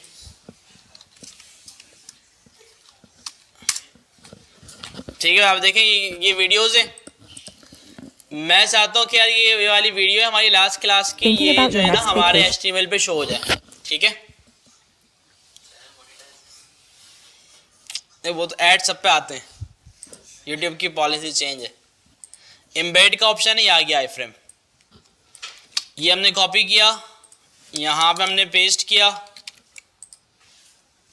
ये आ गई हमारी वीडियो यहाँ पे। वो तो इंस्टॉल, ठीक है भाई, मतलब पूरी वीडियो आ गई। शेयर पे जाके आया था ना, शेयर और ये एम्बेड, आई फ्रेम इनलाइन है, ठीक है। आपने देखा ना दोनों आई फ्रेम जो है वो एक ही लाइन में आ गए। अगर ये ब्लॉक लेवल होता तो फिर ये यूट्यूब वाला जो है वो नीचे आता, ठीक है। तो बड़ा आसान है, इतना ज़्यादा कोई मुश्किल नहीं है। आप चाहे तो इसकी हाइट विद चेंज कर लें, आप देखें 560 बाय 315 आ रही है, आप चेंज कर सकते हैं, अपनी मर्जी से रख सकते हैं, ठीक है। आप चाहें तो आप इसको अगर हटाएं, उस सेंटर में फिलहाल सेंटर के एलिमेंट से कर सकते हैं, वरना इस चीज़ से होगा। आप बोल दे भाई 100%, देखते हैं क्या करता है ये। तो ये देखें इसने फुल विड्थ ले ली, ठीक है। हाइट हमने वही रखी हुई है, हाइट इसको हम कर देते हैं 500, ठीक है भाई। देखें मतलब यूट्यूब, अच्छा ये ज़्यादा इजी रहता है क्योंकि यूट्यूब का जो वीडियो प्लेयर है ना किसी और का ऐसा नहीं है, बिल्कुल भी बेहतरीन किस्म का है। तो तकरीबन जो बड़ी बड़ी वेबसाइट्स हैं ना वो क्या करते हैं, उनको अगर अपनी वेबसाइट पे कोई वीडियो शो करवानी है तो वो इसी तरीके से करते हैं कि भाई उस वीडियो को पहले यूट्यूब पे अपलोड कर देते हैं और फिर उसको एम्बेड करके शो करवा देते हैं। तो इससे आप देखें अगर हमारे पास 1 MB भी इंटरनेट होता है ना, यूट्यूब की वीडियो चल जाती है, ठीक है। और अगर 1 MB इंटरनेट हुआ ना, कोई दूसरा प्लेयर जो होगा वो नहीं चलेगा आपके पास, वो लोड ही होता रहेगा। जैसे HTML का अपना भी एक वीडियो प्लेयर है, अभी मैं आपको दिखाता हूँ आगे। तो इतना फास्ट नेट है अभी हमारे पास, इसमें कंप्यूटर में मैं चला रहा हूँ, बेहतरीन नेट है हमारे पास ना, लेकिन इस पर वो लोड करूँगा ना मैं, वो घूमता ही रहेगा, बफरिंग होती रहेगी, वो चलेगा नहीं, ठीक है। तो इस वजह से ज़्यादातर लोग क्या करते हैं कि भाई अपनी वीडियो को यूट्यूब पे अपलोड कर दिया और फिर उसको एम्बेड करवा के शो करवा दिया, तो ये बेस्ट तरीका है। नहीं अब ये नहीं पता, वो सर्च करेंगे तो शायद पता चल जाए कि भाई किस पे बना हुआ है, लेकिन यूट्यूब ने अपना खुद बनाया है। हाइट विद हो गया, इसमें स्क्रॉलिंग का ऑप्शन डाल दिया कि भाई अगर हाइट आप ज़्यादा दे रहे हैं तो इसमें स्क्रॉल होना चाहिए या नहीं। फ्रेम बॉर्डर जो है, फ्रेम के चारों तरफ बॉर्डर आ जाता है, ठीक है, लेकिन ये पुरानी चीज़ है। सीमलेस जो है ये नया है, ये क्या करता है कि भाई in HTML5 a new attribute called seamless can be applied to an iframe where scroll bars are not desired. The seamless attribute, like some other new HTML, does not need a value, but you will often see others give it a value. अच्छा ये देखें seamless जो है ना, अच्छा जितने भी attribute हैं ये सारे, फ्रेम बॉर्डर, सीमलेस, स्क्रॉलिंग, ये जो ऑथर होता है ना आई फ्रेम का, वो सारी चीज़ें खुद हैंडल करता है और ये उसी के लिए होते हैं। अब जैसे मैंने देखें यूट्यूब से उठाया, यूट्यूब ने title, frame border, allow full screen ये खुद डाले। अब अलाउ फुल स्क्रीन देखा आई फ्रेम में, यहाँ पे कुछ भी नहीं है, तो ये इसको ना यूट्यूब खुद मैनेज कर रहा है कि वो क्या करता है, यूट्यूब आई फ्रेम से उठा लेता है कि अगर आई फ्रेम में अलाउ फुल स्क्रीन मौजूद है तो आप क्या करना, फुल स्क्रीन अलाउ कर देना। देखें मैं ये वीडियो चल रही है ना हमारी, फुल स्क्रीन अलाउ की हुई है, फुल स्क्रीन हो गई। अच्छा अगर मैं इसको अलाउ नहीं करूं शायद, तो ये अगर मैं इसको हटा दूं तो अब शायद देखिए डिसेबल हो गया, ये फुल स्क्रीन इज अनअवेलेबल। तो इस तरह जो आई फ्रेम का ऑथर होता है ना, वो इन चीज़ों को खुद से कंट्रोल कर रहा होता है। मतलब HTML का इसमें कोई इतना ज़्यादा वो नहीं है। इंफॉर्मेशन अबाउट योर पेजेस, ठीक है। अच्छा ये वाली जो चीज़ें हैं ना, ये अभी की नहीं है, ये आपको काम आएंगी जब आप एक कंप्लीट वेबसाइट बना लेंगे, ठीक है, HTML CSS वगैरह ऐड करके या जावास्क्रिप्ट करके, और जब आप अपनी वेबसाइट को लाइव कर देंगे, ठीक है, कि भाई जब भी कोई आपकी वेबसाइट को जाए गूगल पे, जैसे कि मैं गया और मैंने सिलानी सर्च किया, तो देखें ये सिलानी के ये पेजेस आपको नज़र आ रहे हैं। ये ऊपर एक ये होम पेज है, रजिस्ट्रेशन फॉर्म SMIT, ठीक है, USA डोनेशन, सिलानी वेलफेयर ट्रस्ट, ये तो सारे अलग अलग पेजेस आ रहे हैं।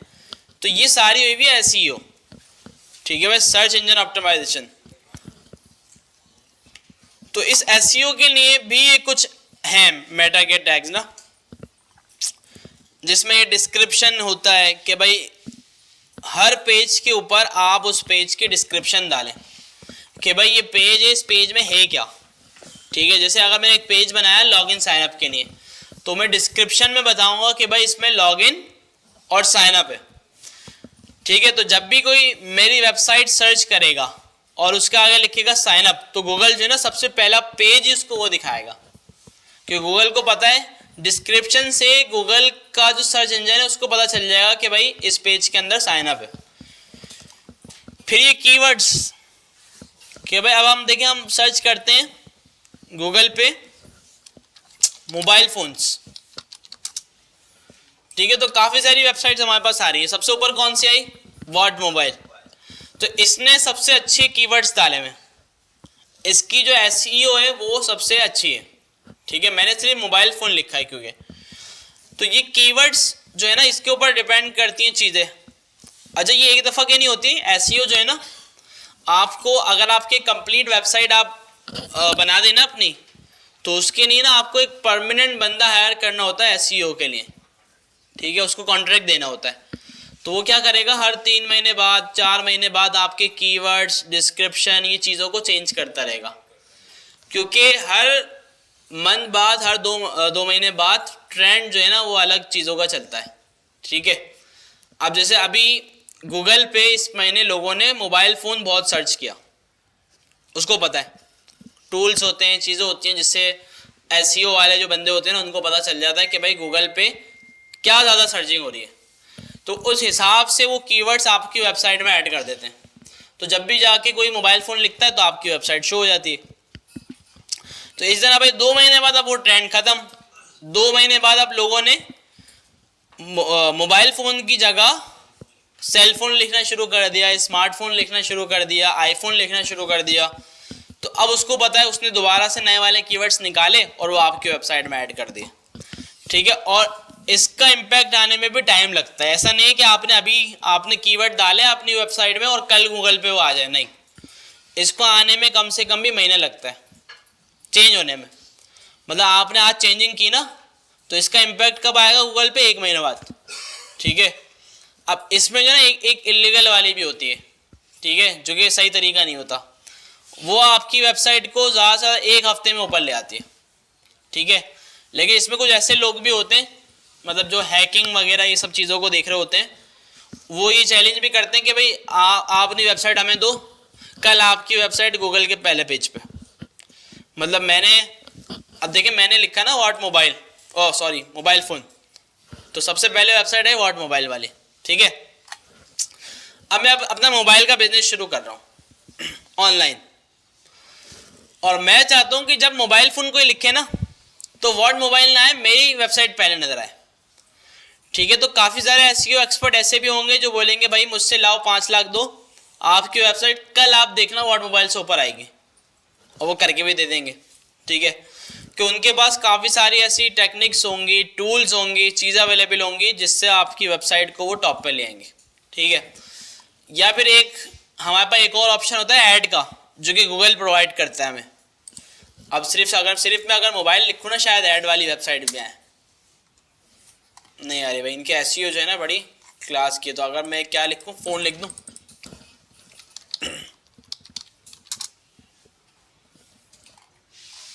अच्छा फ़ोन पे किसी ने ना ऐड अभी चलाए हुए ही नहीं है। अच्छा चले मैं लिखता हूँ लैपटॉप, इस पे भी नहीं है। जैकेट, सर्दी का मौसम है।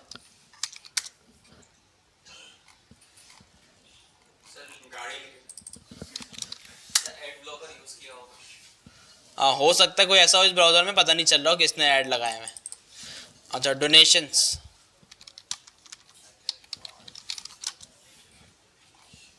हाँ इसमें ना कुछ शो नहीं हो रहा, वरना आप देखते ना स्पॉन्सर लिखा हुआ आता है लिंक के ऊपर।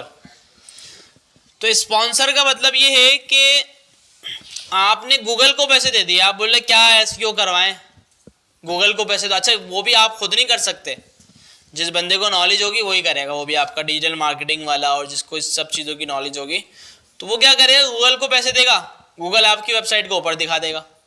ठीक है, तो उसमें भी कीवर्ड्स और सारी चीज़ें गूगल को बताना पड़ते हैं आपने ना, कि भाई जब भी आके कोई गूगल पे लैपटॉप लिखे तो आप उसको जो है वो मेरी वेबसाइट शो कर देना पहले। तो ये सीन है, तो कीवर्ड्स का ये सीन है। बाकी इसमें रोबोट्स का एक है मेटा के अंदर। तो ये क्या करता है कि भाई हमारे ना कुछ पेजेस प्राइवेट भी होते हैं वेबसाइट के अंदर, कि भाई हम चाहते हैं यार ये वेबसाइट में तो हैं, लेकिन जब कोई इसको सर्च करे ना गूगल वगैरह में तो उसको ये पेज नजर ना आए, प्राइवेट है, मतलब ये हमारे ही बंदे इसको देख सके वेबसाइट पर आके। तो अगर आप रोबोट्स ऐड करते हैं और उसकी वैल्यू रख देते हैं नो फॉलो, तो गूगल जो है ना इसको सर्च इंजन पे नहीं दिखाएगा। जैसे मैंने अभी सैलानी लिखा ना, सैलानी के पेजेस आ रहे हैं, कुछ पेज नजर भी नहीं आ रहे। तो अगर कोई पेज आपने नहीं दिखाना तो उस पर आप ये लगा देते हैं। ऑथर में ये कि भाई पेज का ऑथर कौन है, कि भाई ये पेज किसने बनाया है, या फिर अगर कोई न्यूज़ वेबसाइट है तो ये न्यूज़ किसने लिखी है, इसका ऑथर कौन है, तो उसके बारे में आप डिटेल डाल सकते हैं। प्रैग्मा क्या करता है कि भाई पेज बताता है कि भाई इसको कैशे करना ही नहीं करना पेज को ना। अब जैसे एक पेज आप देखते हैं, आपने फर्स्ट टाइम खोला बहुत लोड हुआ, ठीक है, और उसके बाद शो हुआ, सेकंड टाइम खोलेंगे फौरन लोड होगा, क्यों, गूगल जो है उसको कैशे करके रख लेगा अपने पास, कि भाई जब सेकंड टाइम जब बंदा आए उसको गूगल जो है ना फौरन से लोड करके दे दे। ठीक है भाई, इस तरह एक्सपायर का क्या सीन है, एक्सपायर ज्यादातर जो है ना न्यूज वेबसाइट के नहीं होता है, कि एक पेज है एक न्यूज का, स्पेसिफिक न्यूज का जो कि गुजर गई है, तो आप उस पेज की ना एक्सपायरी डाल देते हैं।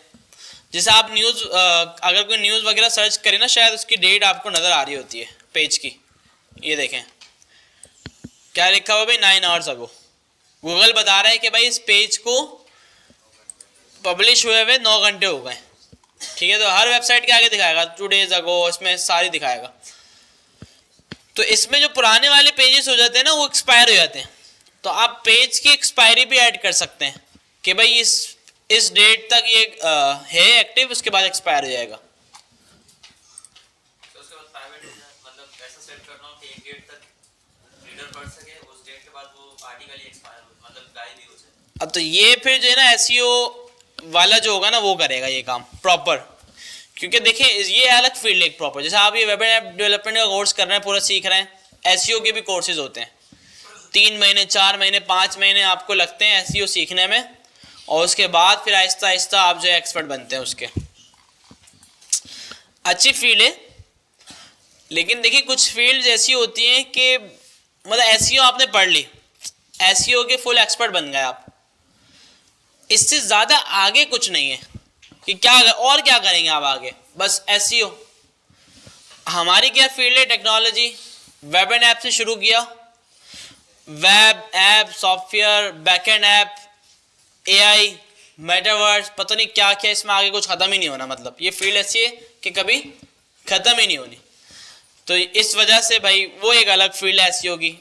कुछ लोग होते हैं, अच्छा मार्केटिंग से रिलेट करती है ये फील्ड ना एसईओ वाली, कि मार्केटिंग जिसको आती है, डिजिटल मार्केटिंग, एड्स वगैरह का जिसको पता है, तो वो थोड़ी एसईओ भी सीख सकता है अपने काम में। इस कोर्स के अंदर बेसिकली हाँ बिल्कुल, देखें थोड़ी बहुत एसईओ ना हमको, जैसे मैंने आज तक जितनी भी वेबसाइट बनाई है ना, मैं खुद कर दिया एसईओ, क्योंकि आजकल टूल्स ऐसे हैं एआई भाई, चैट जीपीटी से ही पूछ लें आप कि क्या कीवर्ड लगाऊं, मैं ये वेबसाइट बना रहा हूँ, वो खुद बता देगा कि ये लगा दो, ठीक है। तो एग्जैक्ट तो नहीं बताएगा वो कि ये ट्रेंडिंग चल रहा है। फिर उसके लिए भी टूल आते हैं, गूगल के टूल होते हैं, गूगल एडवर्ड्स और पता नहीं क्या क्या होते हैं, तो वो आपको जो है ना कीवर्ड्स निकाल के दे देते हैं कि भाई ये कीवर्ड। या फिर मैं क्या करता हूँ कि भाई कोई दोस्त है, कोई जानने वाला है एसईओ वाला बंदा, उसको बोलता है यार बस तुम एसईओ नहीं करो मेरी वेबसाइट की, तुम बस मुझे कीवर्ड निकाल के दे दो। तो वो क्या करता है, पूरी 100-150 कीवर्ड की लिस्ट दे देता है निकाल के कि भाई ये लो, तो उसमें से पिक करके खुद मैंने अपनी वेबसाइट में डाल दिया। तो इस तरह डेवलपर के लिए आसान है काम ना करना। अगर डेवलपर ने कोई किसी का बिजनेस है, उसने एक वेबसाइट बनवा ली डेवलपर से, किसी उसने बना के दे दी, अब वो एसईओ करवाएगा तो उसको एसईओ का बंदा हायर करना पड़ेगा वेबसाइट के लिए, ठीक है। और डेवलपर और एसईओ वाला जो है ना, वो दोनों मिलके काम करते हैं, ठीक है। अगर हमने वेबसाइट ही ऐसे फॉर्मेट पे बनाई जिसकी एसईओ हो ही नहीं सकती, ऐसा भी हो जाता है। तो चीज़ें जो है ना हमें जहन में रखनी है। जैसे इमेज का टैग आप बनाते हैं ना, HTML में IMG यूज़ करते हैं आप इमेज का टैग, तो उसमें एक एट्रीब्यूट होता है ALT, ऑल्टर का, तो एसईओ के लिए लगाना ज़रूरी है वो, ठीक। उसमें आप जो डालेंगे ना डिस्क्रिप्शन, उसका भी फ़ायदा होता है। तो एसईओ वाला बंदा ये चीज़ आपको बता देगा कि भाई आप कोड के अंदर अपना ये कर दो, इमेज को ऑल्टर के टैग दे दो, पेज को अपने डिस्क्रिप्शन दे दो, ये कीवर्ड्स जो है अपने मेटा के उस टैग के अंदर जाके डाल दो, ठीक है। मेटा के कौन से टैग है, ये जो ऊपर आ रहे थे ना, ये वाले देखें ये, ठीक है। तो ये सारे जो है ना मेटा के टैग है। अब ये व्यू पोर्ट क्या करता है, ये डिवाइस की जो डायमेंशन है ना, वो उसके हिसाब से पेज को सेट कर देता है ये, ठीक है। तो ये खुद बना के दिया हुआ VS कोड ने, हमने बस शॉर्टकट की डाली है। तो फॉर एग्जांपल यहाँ पे आपने डिस्क्रिप्शन ऐड करनी है ना, ठीक है।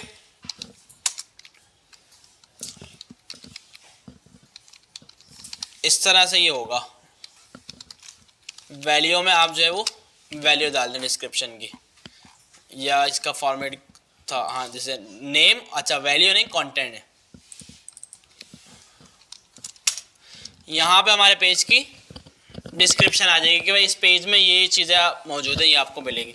जितनी अच्छी डिस्क्रिप्शन होगी, जितने अच्छे कीवर्ड्स होंगे, उतनी आपकी एसईओ अच्छी होगी। तो बंदा थोड़ी बहुत जो है ना खुद कर ही लेता है। मसला पता है कब आता है, अब जिसका कंपटीशन जो है ना बहुत ही सख्त है, कि भाई जैसे मैंने लिखा मोबाइल, अब हज़ारों वेबसाइट होंगी जो मोबाइल ऑफर कर रही हैं आपको। अब उसमें बोला भाई मैं कोई मोबाइल लिखे गूगल पे, मैं आज अपना बिजनेस शुरू कर रहा हूँ, और मैं बोलूँ यार कि भाई गूगल पे जब कोई मोबाइल लिखे ना तो उसको सबसे पहले मेरी वेबसाइट नज़र आए, तो ये तो कंपटीशन बहुत हाई है, इतना आसानी से हो नहीं सकता। तो फिर मुझे कोई अच्छा बंदा ही हायर करना पड़ेगा एसईओ का, कि जो ये काम करके दे, और वो फ्री में नहीं कर देगा ना कम पैसों में, वो बहुत पैसे लेगा भाई, अच्छे खासे पैसे होते हैं इसमें भी, ठीक है। तो लेकिन जो है ना वही बात कि भाई अब हर बंदा तो ये नहीं करेगा। अब ज़्यादा लोगों को तो इसकी नॉलेज भी नहीं होती जो बिजनेस अपना चलाते हैं कि एसईओ भी कोई चीज़ है, वो वेबसाइट वगैरह बना देते हैं, वो बोलते हैं बस बात खत्म। कुछ लोग क्या करते हैं, बोलते हैं भाई ये डिजिटल मार्केटिंग में आता है, डिजिटल मार्केटिंग वाले को हायर करो और उसी को दे दो ये काम, वो कर देगा। फिर वो क्या करता है, वो एसईओ वाले को हायर करता है, ठीक है। और जॉब्स और सारी चीज़ों की बात करें तो हमारी फील्ड से कमी है, ठीक है। तो आप देखेंगे ना जैसे मैंने आज तक जितनी कंपनीज में काम किया 6 सालों में, आज तक एक भी बंदा एसईओ का उन कंपनीज में नहीं था, ठीक है। लेकिन मैंने देखे हैं काफ़ी सारे बंदे ऐसे भी देखे हैं जो अच्छी अच्छी सैलरीज पर बड़ी बड़ी कंपनीज में मौजूद हैं, ठीक है। अब ये कंपनी के ऊपर डिपेंड करते हैं ना कि भाई वहाँ पे किस लेवल का काम हो रहा है, वहाँ पे एसईओ की नीड है भी या नहीं, ठीक है। तो एसईओ की नीड वहीं होती है कि जिस तरह ये ऑनलाइन बिजनेस चलते हैं ना, कि हर किसी को, अब जैसे फेसबुक बना दी मैंने, तो मुझे तो एसईओ की ज़रूरत नहीं है फेसबुक को चलाने के लिए, ठीक है। तो फेसबुक जो है उसका अलग नेम हो गया है, और वो एक बहुत बड़ा प्लेटफॉर्म है। अगर मैं कोई चीज़ बेच रहा हूँ ना, अब जैसे मैं बोलूँ यार मैं लैपटॉप बेचना शुरू करना है मुझे, या मुझे बॉटल बेचनी है, ठीक है, तो इस काम के लिए एसईओ की ज़रूरत पड़ेगी, ठीक है। और हर वेबसाइट के लिए एसईओ की ज़रूरत नहीं है, ठीक है भाई, ये हो गया। सर लेकिन जब फेसबुक शुरू में आई होगी तब तो उसको जरूरत पड़ी होगी ना, सबको ब्रांड नहीं। एसईओ की पड़ी होगी, लेकिन क्योंकि वो चीज़ कोई बेच नहीं रहा था, उसने सिर्फ की होगी मार्केटिंग बस। कि कोई क्योंकि उस टाइम पे शायद वीडियोस भी नहीं थी जब आई थी, नहीं पिक्चर्स हुआ करती थी शायद या पिक्चर भी नहीं थी, पता नहीं। तो उसने जो है ना वो मतलब वो कैसे होती थी मार्केटिंग के भाई, न्यूज़पेपर में ऐड दे दिया, ठीक है, या फिर रोड्स पे जो बिल बोर्ड होते हैं जो, उस पर ऐड दे दिया, तो उसके ज़रिए लोगों को पता चलना शुरू हुआ। फिर जो है वो इतना पॉपुलर हुआ कि भाई अब तो ज़रूरत ही नहीं है, ठीक है। लेकिन इन जैसे प्लेटफॉर्म की ना इतनी ज़्यादा एसईओ नहीं की जाती कि यूज़र क्या लिख के जाएगा, कि भाई चैट लिखेगा या क्या लिखेगा यूज़र, कोई ऐसा बन नहीं रहा ना। तो सोशल मीडिया लिखेगा कि भाई अगर सोशल मीडिया कोई लिखता है तो क्या आता है गूगल पे, ठीक, कुछ और ही आ रहा है देखें। तो सबसे बड़ा सोशल मीडिया क्या है, फेसबुक, आ जाना चाहिए था कि उसको ज़रूरत ही नहीं है एसईओ की, उसने की भी नहीं अपनी एसईओ, ठीक है। तो रिक्वायरमेंट के ऊपर बात होती है कि भाई आपकी वेबसाइट किस पर्पज़ के लिए आपने बनाई है और उसमें एसईओ वगैरह की नीड है या नहीं, ठीक है। एसईओ, सर्च इंजन ऑप्टिमाइजेशन, ठीक है। तो ये चीज़ है, ये मार्केटिंग की फील्ड में आता है ये पूरा। सर सारे सर्च इंजन्स को कहने में अलग-अलग होती है एसईओ, जैसे याहू है, कुछ फ़र्क होता है वरना इतना ज़्यादा फ़र्क नहीं होता, सेम होती हैं, ठीक है। अब देखें जो एसईओ वाले होते हैं ना, अब जैसे आपने देखा होगा कि एक न्यूज़ निकल, अब जैसे अभी आजकल ईयर एंड चल रहा है ना, न्यूज़ निकल रही है कि भाई पाकिस्तानियों ने इस साल गूगल पे क्या सर्च किया, कुछ गलत ही आ रहा होता है, ठीक है। तो ये रिपोर्ट जो निकलती है ना, ये गूगल बताता है, और गूगल ने कुछ टूल्स दिए हैं जो कि पेड हैं, ठीक है, और वो मार्केटिंग वाले लोगों ने लिए हुए होते हैं। तो वो देख के बताते हैं कि इस साल जो है ना गूगल पे सबसे ज़्यादा क्या सर्च हुआ। तो जब एक ही चीज़ गूगल पे बार बार सर्च हो रही है, आपको पता है भाई ये कीवर्ड ऐसा है कि गूगल पे डेली लाखों लोग इसको सर्च कर रहे हैं, तो इसका मतलब ये कीवर्ड जो है ना मेरे काम का है। मैं अगर अपनी वेबसाइट में ये कीवर्ड डाल दूं तो मेरी वेबसाइट ऊपर आएगी, ठीक है। जैसे आपने देखा होगा ट्विटर पे और लोग जो है ना फ़ायदा उठा रहे होते हैं ट्रेंडिंग कीवर्ड्स का।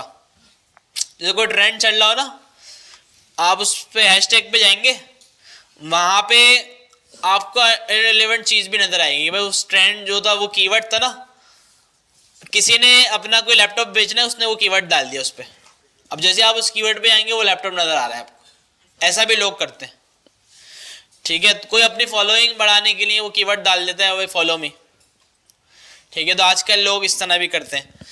तो ये सारी चीज़ें होती हैं इसमें। एस्केप कैरेक्टर्स, ये सीन है भाई इसका कि भाई आपने लेस देन का साइन डालना है ना, अगर एचटीएमएल में, अगर वैसे डालेंगे तो वो समझेगा आपके एचटीएमएल का टैग बना रहे हैं।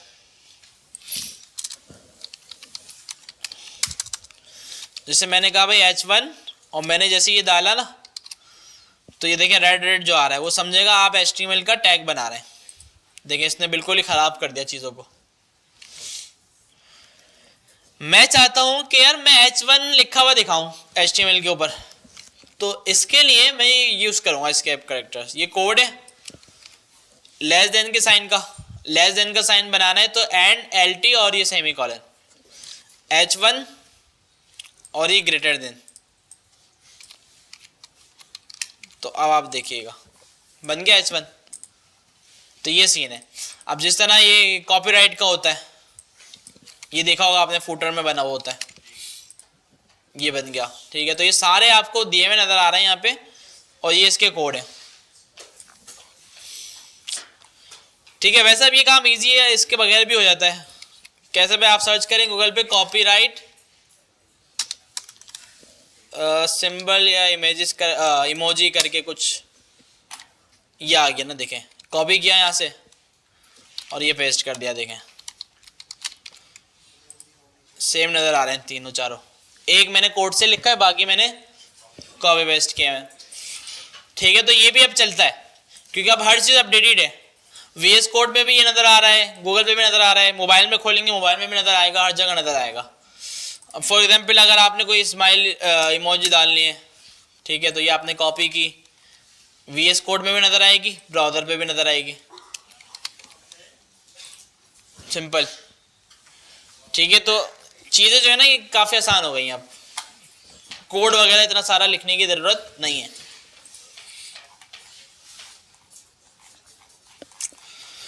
ठीक है भाई, तो बस ये इतना ज़्यादा इम्पोर्टेंट नहीं है चैप्टर नंबर 9, नेक्स्ट क्लास में इसको देखते हैं, तो उसके बाद जो फिर हमारी CSS स्टार्ट हो जाएगी।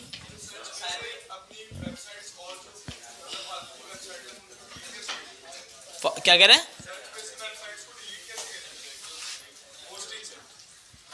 होस्टिंग से डिलीट कैसे करेंगे? सर्च पे जो डालिए, डिलीट का ऑप्शन होगा सर्च में, सर्च डिलीट। देखिए टेयरिंग डाउन अ प्रोजेक्ट करके है इनकी डॉक्यूमेंटेशन में कि भाई आप कैसे डिलीट कर सकते हैं। ये है भाई, देखें सर्च टेयर डाउन और आपके प्रोजेक्ट का नेम, लिंक दे दें आगे, तो ये क्या करेगा, उसको डिलीट कर देगा। नेटलिफाई में, नेटलिफाई के अंदर ऑप्शन होगा डिलीट करने का। असाइनमेंट में क्या करें भाई? क्यों भाई?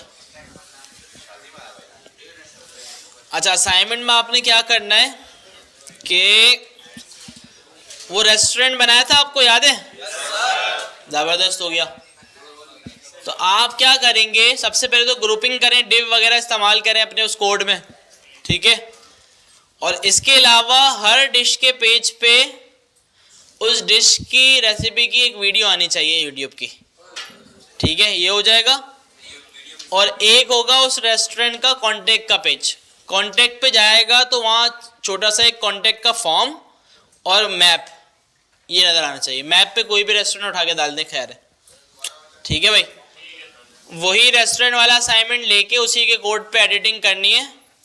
हर डिश के पेज पे एक यूट्यूब वीडियो और एक रेस्टोरेंट का कॉन्टेक्ट का पेज, कॉन्टेक्ट के पेज पे मैप और एक फॉर्म, ठीक है भाई, समझ में आ गया? बन जाएगा, ज़्यादा मुश्किल नहीं दिया जाए वीडियो, उसी को एडिट करने के लिए दे दिया मैंने, ठीक है। और इसके अलावा HTML की ना सही प्रैक्टिस करें, टेस्ट होगा आपका हफ्ते को, 100 मार्क्स का क्विज होता है और 100 में से 70% जिसके आते हैं वो पास होता है, 69 में जिसके आएंगे वो फेल होगा, ठीक है। तो आपने ये याद रखना है। और जिसके 100 आना है, 100 बल्कि आप सब, हम क्या करते हैं अपनी क्लास के लिए सिर्फ ना 100 मार्क्स पास कर देते हैं, जिसके 99 आए वो फेल, सही है भाई? तो सिर्फ 100 मार्क्स वाला पास होगा, 90 रख दें, चलो 90 रख देते हैं। तो जिसके 90 या 90 से ऊपर आए वो पास है और जिसके 90 से कम आए वो फेल है। तो क्विज ऐप पे होगा। और इसके लिए देखिए मैं एक चीज़ बता दूं आपको ना, गूगल अकाउंट अपना रेडी रखना है, क्योंकि इसमें इश्यूज बहुत आते हैं ना। कोई बोलता है यार मेरा मोबाइल घर पे, कोई बोलता है मेरा जीमेल का मुझे पासवर्ड याद नहीं है, मैं भूल गया। ऐसे लोग भी देखें वो इसको अपनी ईमेल ही याद नहीं है। नहीं, लैपटॉप पे ही होगा, मोबाइल पे भी हो सकता है। हाँ, लैपटॉप लेके आना होगा, सैटरडे वाले को दिन करते हैं, ठीक है। तो मैं बता दूंगा आपको नेक्स्ट क्लास में अगर होगा तो। हाँ हो जाएगा, देखते हैं। तो ठीक है। अच्छा अब देखें ये छोटी छोटी चीज़ें होती हैं, आपको ना ये करना ज़रूरी है। मतलब आपको अपनी ईमेल याद हो, अपनी ईमेल का पासवर्ड याद हो, एनी टाइम कहीं पर भी बैठ के आप अपनी ईमेल को लॉगिन कर सकें। टेस्ट वाले दिन अगर ये इश्यूज आए तो उसी वक्त मैं घर भेजूंगा आपको, ठीक है। तो याद रखना ये बात, ठीक है भाई। जीमेल अकाउंट रेडी करके रखना है। मिलते हैं नेक्स्ट क्लास में। अल्लाह हाफिज़।